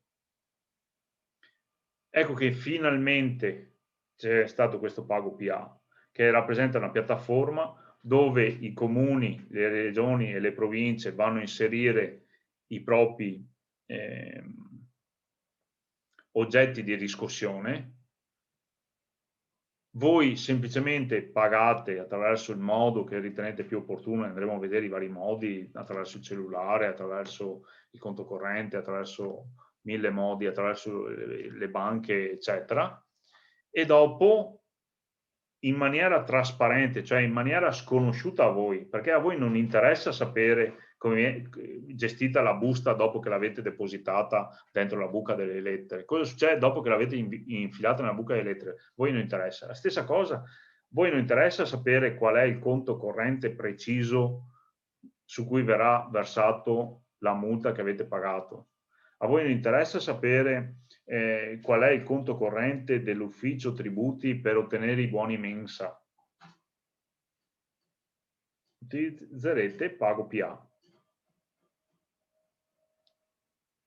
Comunque ci ritorneremo in maniera estensiva, perché sarà lo scopo della prossima lezione. E infine andremo a vedere che finalmente, quando nel momento in cui cominciamo a digitalizzare, cominciamo ad avere una serie di strumenti, si possono anche pensare delle strategie che non sono solo quelle vessatorie, ma sono anche magari quelle compensative. Esempio, l'app Io, che è un'app scritta bene, perché tra l'altro anche da programmatore posso dire che è scritta bene, che ha permesso al governo centrale di poter per esempio attivare politiche come il cashback, attivare soluzioni tipo il bonus vacanze. Il bonus vacanze sono riuscito a ottenerlo direttamente dalla località turistica. E su cos'è che si basano queste app? Questa app su cos'è che si basa? Si basa proprio su tutti i principi che abbiamo visto fino adesso. Quindi lo speed si basa su una correlazione nascosta dietro, che per noi adesso non è più così importante conoscere. Perché? Perché tutta la fatica della complessità tecnologica viene assorbita dal sistema. Ecco che allora io cosa ho fatto per ottenere il bonus vacanze? Sono andato sul sito dell'INPS, mi sono fatto dare la mia dichiarazione dei redditi, ovvero i redditi. Ho confermato attraverso lo SPID, attraverso la firma digitale, che quella sì, i redditi presenti all'Agenzia delle Entrate sono quelli dichiarati, sono tutte le mie auto, i miei appartamenti, i miei tutto. L'ho sottoscritta e cosa è successo? Che dentro alla app Io sono risultato idoneo per ottenere il bonus vacanze. Ho mostrato il codice alla struttura che mi ha detratto i 400 euro dalla spesa totale per l'alloggio. Non so voi cosa pensiate di noi informatici, ma 400 euro mi hanno fatto molto piacere. E quindi vedremo appunto come ottenere anche queste procedure che sono un po' più articolate, però alla fine se noi abbiamo ben chiaro qual è il ruolo di ognuno di questi strumenti, capiamo anche qual è la nostra parte da fare. Poi magari vi darò anche alcuni strumenti, alcuni consigli su come gestirli, perché io veramente ho visto di tutto, ho fatto supporto a tutto, ad aziende che avevano il nome utente e password della moglie, però il cellulare era quello del marito, però dopo il cellulare del marito era già impegnato per un'altra app e quindi hanno usato quella della mamma del marito. No, dovete cercare di tenere quanto più ordine tra le vostre credenziali, anche perché come avete visto adesso sono diventate un numero molto inferiore. Prima ne avevamo uno per ogni sito, adesso ne abbiamo uno che è quello dello SPID che usiamo dappertutto. Ecco che diventa fondamentale che quell'unico sia ben protetto, pulito e contenuto e gestito. Io per oggi avrei finito, quindi darei spazio alle domande, se ci sono cose particolari da chiedere. Io sono qua a disposizione, perché volevo farlo un po' interattivo. Vediamo qua. O vi siete addormentati tutti quanti e adesso quindi... No, vedo che c'è la signora Catiuscia che ha una mano alzata. Mi chiedo magari a Caterina se può attivare... Se no, provo ad attivare io. Consenti di parlare. Signora non riesco, Serena. Sto cercando di capire di attivarlo, allora. Un attimo solo. Prova anche tu eventualmente a capire se puoi attivarlo, perché è organizzatore... Signora Catiuscia, basta che attivi l'audio. Perché è organizzatore Davide in realtà, quindi... Ecco, allora io ho dato chiedi di riattivare l'audio. Esatto, esatto. E quindi forse nemmeno... Ho dato, ma probabilmente sia una... Oppure può scrivere in chat magari. Sarebbe meglio però che parlare. Dovrebbe riprovare a riattivare l'audio. La signora Catiuscia. Adesso è autorizzata a parlare comunque. Quindi se ha qualcosa da dire può dirlo.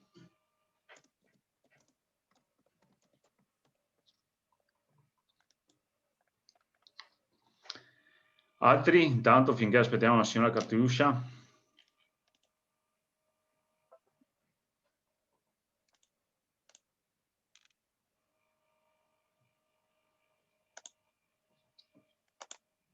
Da parte delle organizzatrici sono stato chiaro, ci sono stati dei passaggi che è il caso di ripetere. Ecco, dal Gianfranco chiede anche lui la mano alzata, quindi proviamo ad Consenti di autorizzare. parlare, ok? Buongiorno, in realtà sono Roberta, mi sentite? Va bene. Allora, tutto bello, tutto bellissimo. Ma c'è un ma che sta arrivando. Sì, no, io lavoro nel comune di San Fior, quindi ho già detto tutto. Ringrazio anche per i complimenti a nome dei colleghi. Io uso la firma digitale, la PEC, lo SPID da almeno il CNS dal 2011, quindi la firma digitale e le credenziali. Lo SPID ce l'abbiamo tutti in famiglia, tranne il figlio minorenne l'ho fatto fare a tutti e lo usiamo praticamente quotidianamente. Il problema nasce nel momento in cui io, che sono quella che gestisce anche i nonni, la bisnonna, tutte queste robe qua, tipo Sanità Zero, entro con SPID benissimo. Sanità chilometri zero. Sanità chilometro zero della Regione Veneto, entro con SPID, vedo il mio figlio che l'ho legato a me, però se devo vedere il nonno, la nonna, il suocero, che sono tutti formalmente gestiti da me, come diceva prima, nel senso che diamo una mano, insomma, a sti anziani, si rischia che se non c'è lo SPID non entri. Allora io aspetto volentieri la prossima lezione sulla carta d'identità elettronica, però non tutti mi hanno la carta d'identità elettronica a livello 3. E quindi devo segnalare che si rischia che una fetta di persone non riescano ad accedere a tutti questi servizi. Allora, questo è un'osservazione ottima che attiene alla naturale evoluzione, ovvero questi servizi, la carta d'identità elettronica, la firma digitale, sono tutti servizi che ci sono da anni. Però via via sono stati raffinati. Anche come ha accennato lei, la carta d'identità elettronica è la versione 3 ormai. E cosa cambiare rispetto ai primi? Ci siamo accorti che c'erano delle cose che funzionavano, delle cose che funzionavano più e delle cose che funzionavano meno. E la direzione, è importante però notare la direzione. La direzione è quello proprio di renderlo quanto più democratica, quello di renderla che un domani ci sarà la possibilità di avere la delega, per esempio, delle persone anziane, oppure le persone anziane potranno adoperarsi in autonomia. Anche la stessa Chilometri Zero ha fatto diversi passi avanti e secondo me ne deve fare ancora tantissimi, perché anche a livello di architettura è un po' troppo complicata e articolata. Io anche solo per entrare devo fare delle acrobazie, devo passare da un'app all'altra, perché con lo SPID devo entrare nell'app, devo digitare il nome utente e password, perché non posso averli memorizzati, perché devo digitarli, e poi dopo devo ridurre con la app per passare a quella che mi genera l'OTP, cioè il codice univoco, e poi ritornare nell'altra, però farlo nei tempi prima che vada in timeout. Sì, è un po' troppo complicato. Ecco. Infatti, che allora magari... Io ho mollato l'app e vado sul sito direttamente. Ho mollato l'app. Delle volte devo fare tutto direttamente dall'app. Okay? Ecco che allora magari nelle prossime versioni cosa succederà? Succederà che faranno come hanno fatto con l'app Io. All'inizio l'app Io dovevi mettere lo SPID e poi la password e poi l'OTP, sì, ogni volta. Invece adesso che cosa hanno fatto? Tu devi mettere nome utente, password e OTP una volta al mese. Perché? Perché una volta che ti sei autenticato, le volte successive entri attraverso il semplice sblocco tramite impronta digitale. Ecco che allora una volta al mese io devo mettere dentro il nome utente password, quindi devo fare tutte le acrobazie con l'OTP, passare da una app all'altra. Ma nel momento in cui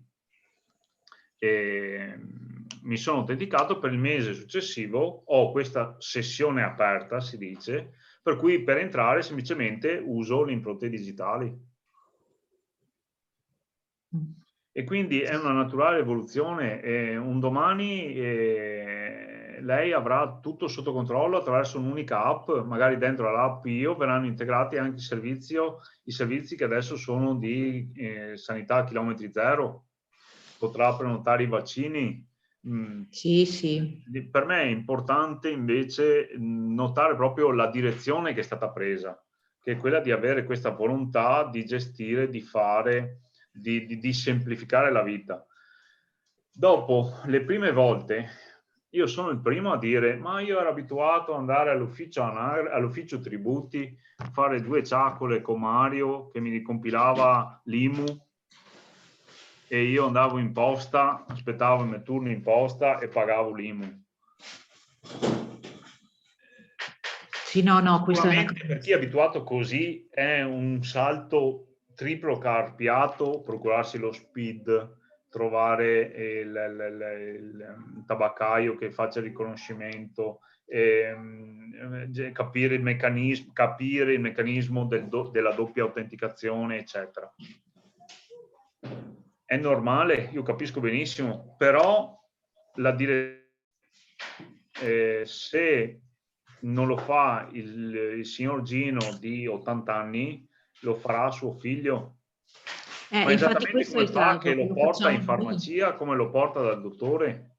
Ma infatti lo facciamo noi, scarichiamo noi le medicine con l'app e tutto quanto, però da settembre, per esempio, è già previsto che se non hai lo SPID non riesci ad entrare come terzo con la delega. Per esempio in sanità zero. Ok, ma questo ho capito che siamo in evoluzione ed è vero, posso confermare che le cose sono state faticosissime all'inizio, io sono partita col SUA, uno dei primi, e sono faticosissime all'inizio, ma poi insomma si va, come tutte le cose si va. Domanda numero 2. Lo SPID permette di entrare comunque in molte pubbliche amministrazioni, ma ancora anche il livello 2 non permette di firmare. Cioè io devo comunque avere il secondo dispositivo. Si andrà verso un'uniformità anche lì o no? Perché in alcuni siti posso entrare. Secondo me sì. Lo ma sta poi già facendo con la CE3. La CE3 l'ho lasciata un po' da sola proprio perché rappresenterà anche un'autenticazione di terzo livello, anche SPID. E quindi non avremo più bisogno del nome utente, password, OTP, dispositivo di firma, SIM e 1000 altre robe. Anche lì si sta andando verso l'uniformità e probabilmente avremo un unico o pezzo di plastica, che sarà la carta d'identità elettronica, o un'unica credenziale o un qualcosa, perché avete visto che anche la firma remota ormai è stata dematerializzata. Perché è stata dematerializzata? Perché se io devo firmare con il cellulare, questa dove la ficco? Non la posso ficcare da nessuna parte. Ecco che allora invece se ho la app dove ho configurata la mia firma remota, io posso firmare anche dal cellulare. Certo. Ok, vedete che ha praticamente la stessa interfaccia che avete visto prima. Quindi stiamo già dematerializzando. Se pensate che stanno dematerializzando anche le SIM dei cellulari, non ci sono adesso anche quelle che vengono chiamate eSIM. Le eSIM non sono altro che un nome utente e una password, è un sistema di autenticazione. Perché? Perché stanno diventando virtuali, stanno dematerializzando anche quelle, quindi si sta andando comunque verso quella direzione lì. E il bello è che si sta andando non solo in Italia siamo tra i primi, e questo è una cosa già molto importante, ma si sta andando anche a livello europeo. Non voglio lanciarmi in quello mondiale, perché in quello mondiale c'è di tutto e di più, però già pensare che la direzione tracciata dall'Italia, quindi con gli relativi errori, per carità, ho visto cose nelle prime versioni del codice APA digitale che erano follie della burocrazia reale riportate in digitale, con file uguali ma diversi perché in copia conforme, cioè robe che nel mondo digitale sono completamente diverse. Però nel tempo si è accorti di errori con fatica e tempo, per carità, e si sta andando però a livello europeo, quindi avremo dei sistemi di SPID, per esempio, a livello europeo, con la carta di identità elettronica 3 possiamo andare in tutta Europa, perché è valida anche come passaporto all'interno della comunità europea. E si allargherà sempre di più perché gli standard sono sempre gli stessi, i problemi da affrontare sono gli stessi e vengono risolti nella stessa maniera, cercando di semplificare. L'idea è quella, dopo avete visto anche voi, insomma, sono sotto gli occhi di tutto quello che è successo durante questa pandemia, il sito dell'INPS che è andato in tilt, cose sono mille perché dopo comunque siamo comunque esseri umani, però io sono veramente entusiasta della velocità, di quello che si arriva a fare ormai, di quello che può fare mio papà, perché ripeto, quando una cosa la può fare mio papà che è del 51, vuol dire che è una roba straordinaria. Quando mio papà va alle terme e usa il navigatore è una cosa straordinaria. Quando mio papà da solo si guarda le medicine che gli ordina il dottore, è una cosa straordinaria. E va semplicemente in farmacia e in farmacia sanno già quali sono le sue medicine. È una cosa grande. Adesso noi lo diamo tutto per scontato, ma immaginatevi. No, soprattutto in questo periodo di pandemia è stato fantastico quello di riuscire a farsi fare le impegnative mediche da ritirarle senza tante complicazioni. Sì, ma io avevo l'incubo, dovevo aspettare nella sala d'aspetto con 20 persone che se erano lì vuol dire che sane non erano. Invece adesso, anche per telefono, ho finito l'integratore del ferro, ho finito questo, cosa ne dice? Mi trovo anche gli esami, un altro mondo. Altre domande? Vedo che c'è un'altra mano alzata. Una domanda in chat anche. Un attimo che c'è anche in chat una La domanda che è in chat è questa: costi e scadenze di questi servizi. Per esempio, scrive quest'utente, Firma Digitale ha un costo e scade ogni 5 anni. Ecco, ogni 3. Ok, quindi magari... Allora, sì, è un passaggio che ho tralasciato perché ormai i costi sono diventati veramente molto molto bassi. La casella PEC personale mia, quindi non parlo di quella aziendale per cui puoi permetterti di spendere anche 25 euro. Quella mia personale che uso per, non so, mandare i documenti all'assicurazione, che uso per mandare i documenti alla scuola o per interagire col comune, con altri enti pubblici, e la pago 5 euro all'anno, i vatti finiti, quindi 5 euro all'anno, che sono meno un pacchetto di sigarette. La firma digitale, per esempio, è gratuita per tutti gli imprenditori e liberi professionisti, almeno la prima, ed è valida 3 anni.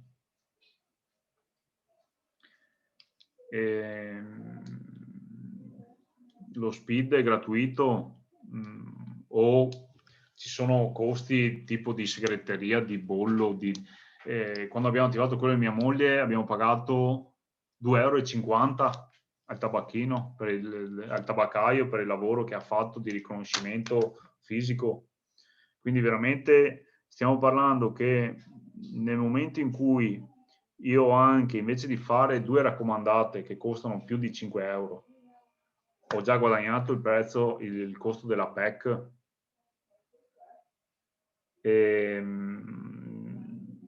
Veramente ormai se non è gratuita è quasi.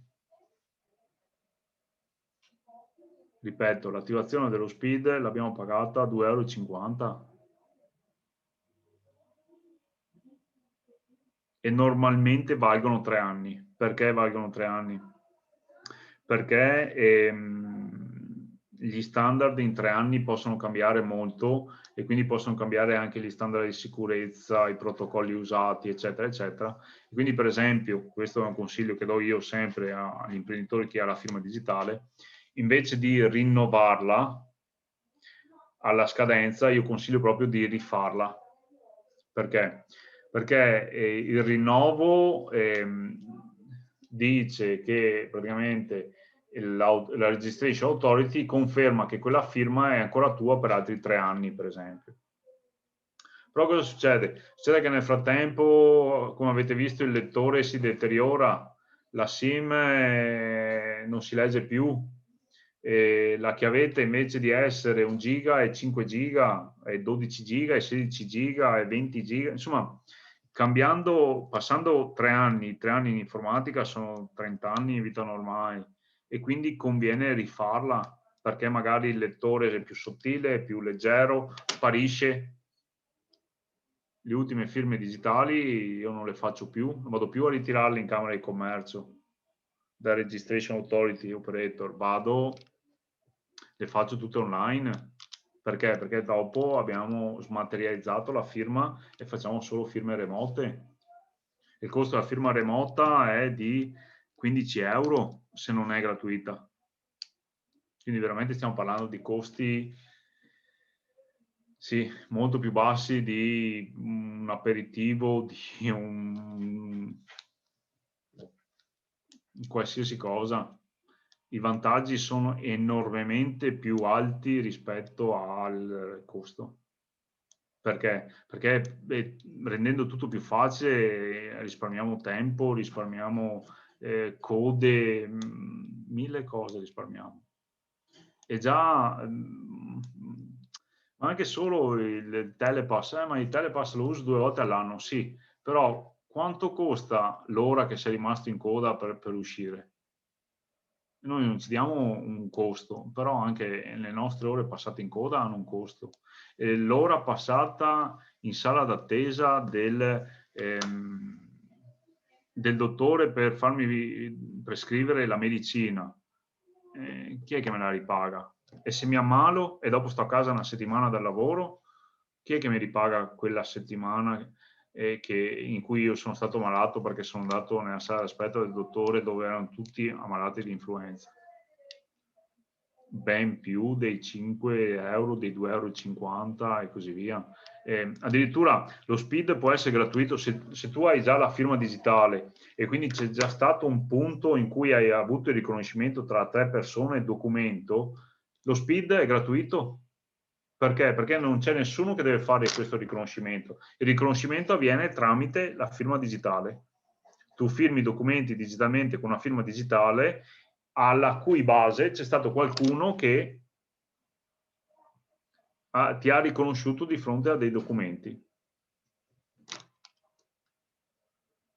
Ci sono altre mani alzate.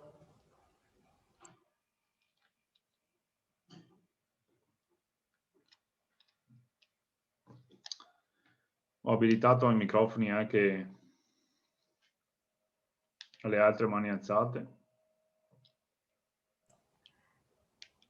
Bene, allora ho Quindi alle mani alzate o parlate o esatto. scrivete in chat.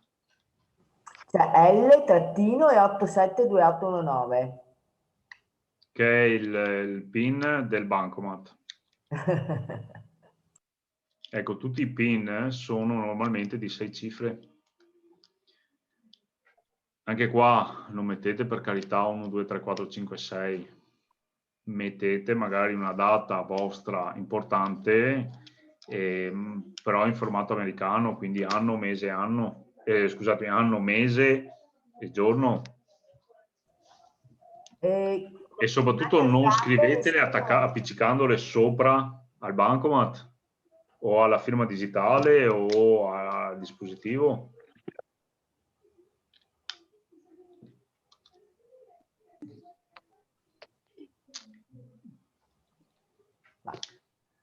Qualcuno che ci ha ripensato Sì, dopo aver alzato la mano. Perché Mi sentite? Sì. Certo. Sì. Salve, allora Trentì Fabrizio. Buongiorno. Sì, buonasera. È stata una bella esperienza. Volevo solo capire una cosa. L'indirizzo, cioè lo scopo, l'obiettivo di questo seminario, nel senso anche di questa prima lezione. Perché probabilmente c'è una fascia, secondo me, che va dal piccolo, dal medio, dall'80, 90, cioè nel senso che ci sono troppe cose sintetizzate, secondo me, nel senso che non si capisce tanto. Può essere. Cioè l'obiettivo qual era? Perché se si impara a fare le prime cose primarie, praticamente, voglio dire, ci vuole proprio anche un po' di calma, un po' di... o sbaglio io? Allora, per ognuno di questi argomenti avrei potuto ammorbarvi, cioè avrei potuto tormentarvi per ore. Avrei potuto parlare per ore della firma digitale, Sì, parlandovi degli algoritmi, di tutto quello che ci sta dietro, della base matematica che c'è dietro, eccetera. Stessa cosa della PEC, della firma che c'è dietro ogni messaggio, dei sistemi di autenticazione sicura tramite canale protetto SSL. Avrei potuto parlare veramente esattamente. Ma per chi è indirizzato questo seminario? Per questo seminario, per chi l'avete indirizzato? Allora, per parlo io che sono, per... che sono una delle persone che Sì. si occupa di questo progetto insieme a Marina Zamboni. Questo seminario è uno di quelli che faremo, che continueremo a fare, perché ha come obiettivo, è indirizzato intanto alla cittadinanza, quindi non è, come dire, non è indirizzato, ne stiamo facendo anche indirizzati ai dipendenti delle pubbliche amministrazioni o degli enti che collaborano a questo progetto. Questi è indirizzato alla cittadinanza perché uno degli obiettivi che la Regione mette in questo bando a cui abbiamo partecipato è quello di cominciare a trattare questo tipo di argomenti con i cittadini in una sorta di acculturazione informatica digitale che poi, come dire, non si ferma qua, ma prosegue attraverso tutta una serie di attività che si svilupperanno nei comuni, nei 10 comuni che fanno parte di questo progetto. Perfetto, perfetto. Perché se mi dai...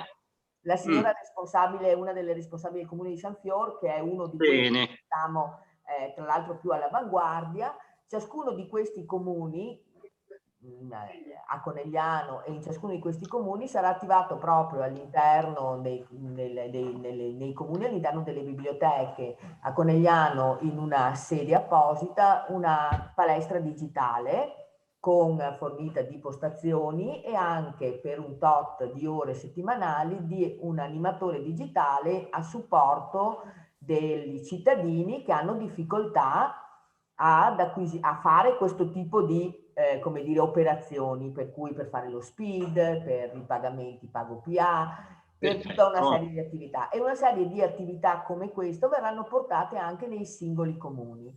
Perfetto. Siamo appena partiti e avremo un anno davanti, poi sinceramente speriamo che la Regione ci continui a sostenere per portare... Ma non è il discorso della Regione, è il discorso anche, insomma, se si fa un seminario ci vuole sempre un obiettivo. Io per carità, ma dico, l'obiettivo qual era? Io ho messo in collegamento 3-4 familiari e praticamente si sono un po', diciamo, smarriti nella via. Allora, cosa dovevo fare? Cioè, a questo punto, allora, secondo me, questo, io chiedo solo, l'obiettivo qual era? Insegnate a qualcuno in particolare oppure c'è proprio per il cittadino qualcosa? Perché non trovo, cioè ne 4 persone, dei 4 veci qua a casa che praticamente se a fermarmi a toccare fermarmi e domandare, cioè bisogna che ci sia un servizio, perché altrimenti mi ha fatto piacere perché era gratuito, perché non va di speso neanche, cioè nel senso, perché e dopo è l'ennesima riprova che purtroppo cioè, non c'è l'interfaccia adatta, non c'è, bisogna parlare anche basico, perché qua che ne tanti veci e siamo qua che purtroppo siamo qua 4 veci e tutti quanti con i nipoti, sei qua con 4 veci e bisognerà spiegare queste robe qua, perché non è sempre possibile che ci sia sempre qualcuno, cioè i figli non li facciamo perché bisogna sempre, cioè loro hanno fatto i figli praticamente, mia nonna, mia mamma, gli ha fatto i fioi e volevano fare qualcosa di particolare, diventare ingegneri e su e giù, per carità, mia fratello ha fatto tante cose, cioè, voglio dire, ma base, no? Perché purtroppo mi ritrovo sempre ad andare da mia mamma, da mia nonna, a sistemare queste cose qua. C'è una soluzione? Cioè, c'è un obiettivo? Non ho capito. Base. Il problema generale qual è? Il problema generale è stato che i 4 nonni si sono annoiati. Capisce però che diventa complicato spiegare questi argomenti a persone che, vabbè, a parte la modalità da remoto che è sempre complicato. Io ho fatto diversi corsi a persone anziane, a bambini, neanche adolescenti, proprio a bambini. Diventa complicato spiegare.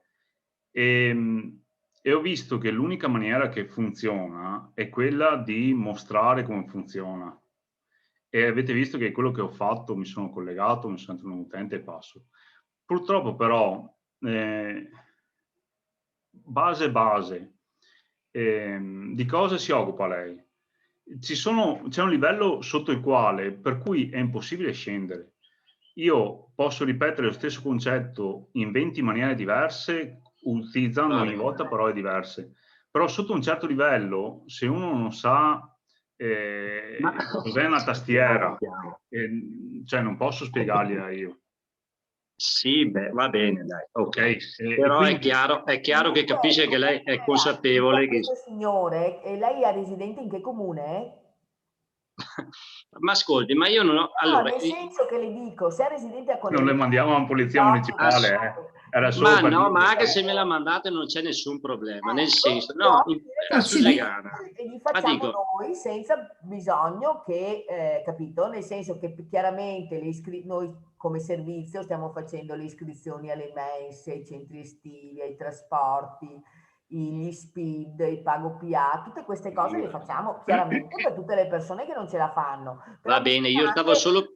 Bisogna anche andiamo avanti e bisogna anche puntare sul fatto che pian pianino tutti noi, anch'io, che devo ancora farmi lo SPID e lo faccio per gli altri, ci dotiamo di questi strumenti, cioè dobbiamo anche guardare avanti, sapendo che una parte... Ma è per questo che ho fatto una domanda, per poter guardare avanti, perché se effettivamente...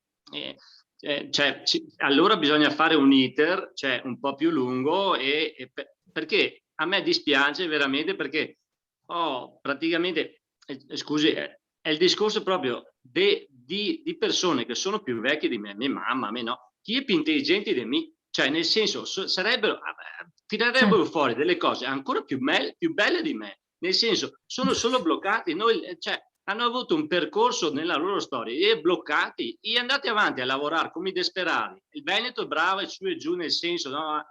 I Veneti, e a lavorare tanto, ma dopo, benedetti, tutti ingegneri, tutti qua, nel senso, dopo ci ritroviamo che ritorniamo, perché un po' come quello ritornare alla storia, no? Quello che loro ci hanno dato, se diventare ingegneri, mie fratelli a Pavia, adesso lei in America, per carità, ma e dopo ne tocca tornare in Rio, no? Perché abbiamo lasciato praticamente i sacrifici, fra virgolette, di uno spazio temporale che non aveva, cioè è stato sfruttato.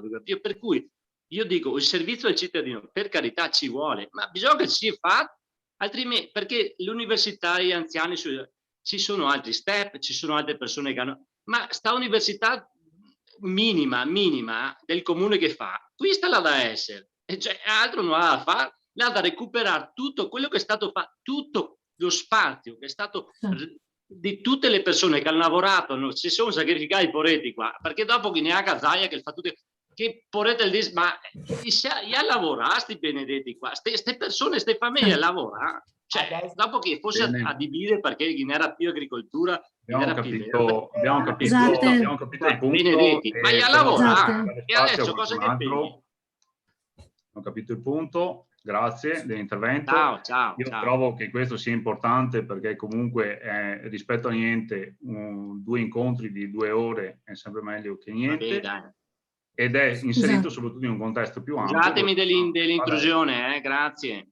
Grazie a lei. Allora prendo la parola io, se non c'è nessun altro. Allora mi ricollego a questo signore che ci ha lasciato, ma questa serata voleva essere un momento così chiamata pillola informativa per dare un attimo le idee base a chi forse ce l'aveva già una qualche acculturazione su quelli che sono i nuovi sistemi di pagamento delle pubbliche amministrazioni, perché ricordiamo, per chi non lo sapesse, che questi seminari sono finanziati con un finanziamento europeo, statale e regionale che il Comune di Conegliano capofila con i 10 comuni partner che stasera intervengono con noi hanno portato a casa. Un finanziamento destinato all'acculturazione digitale e all'ICT della cittadinanza.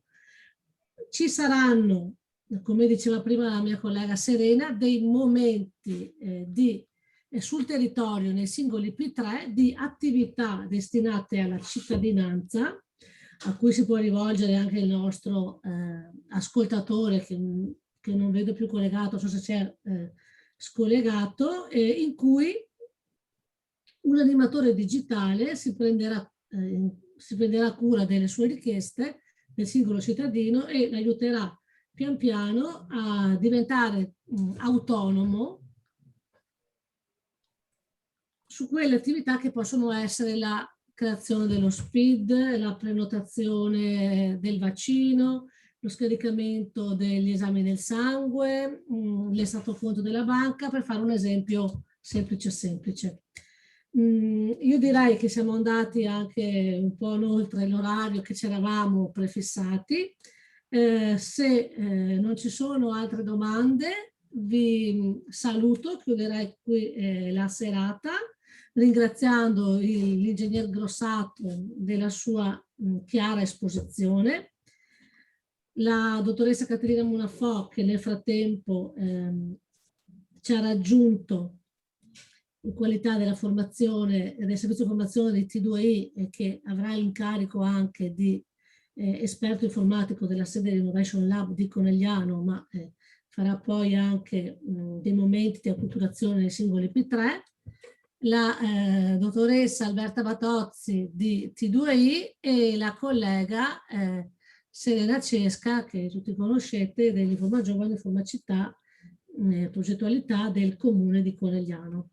Vi do appuntamento alla prossima settimana, a giovedì 27, sempre dalle 18 alle 20, per continuare con l'ingegner Grossato il nostro seminario che tratterà di pago PA, bonus vacanze, cash appio e a seguire quant'altro.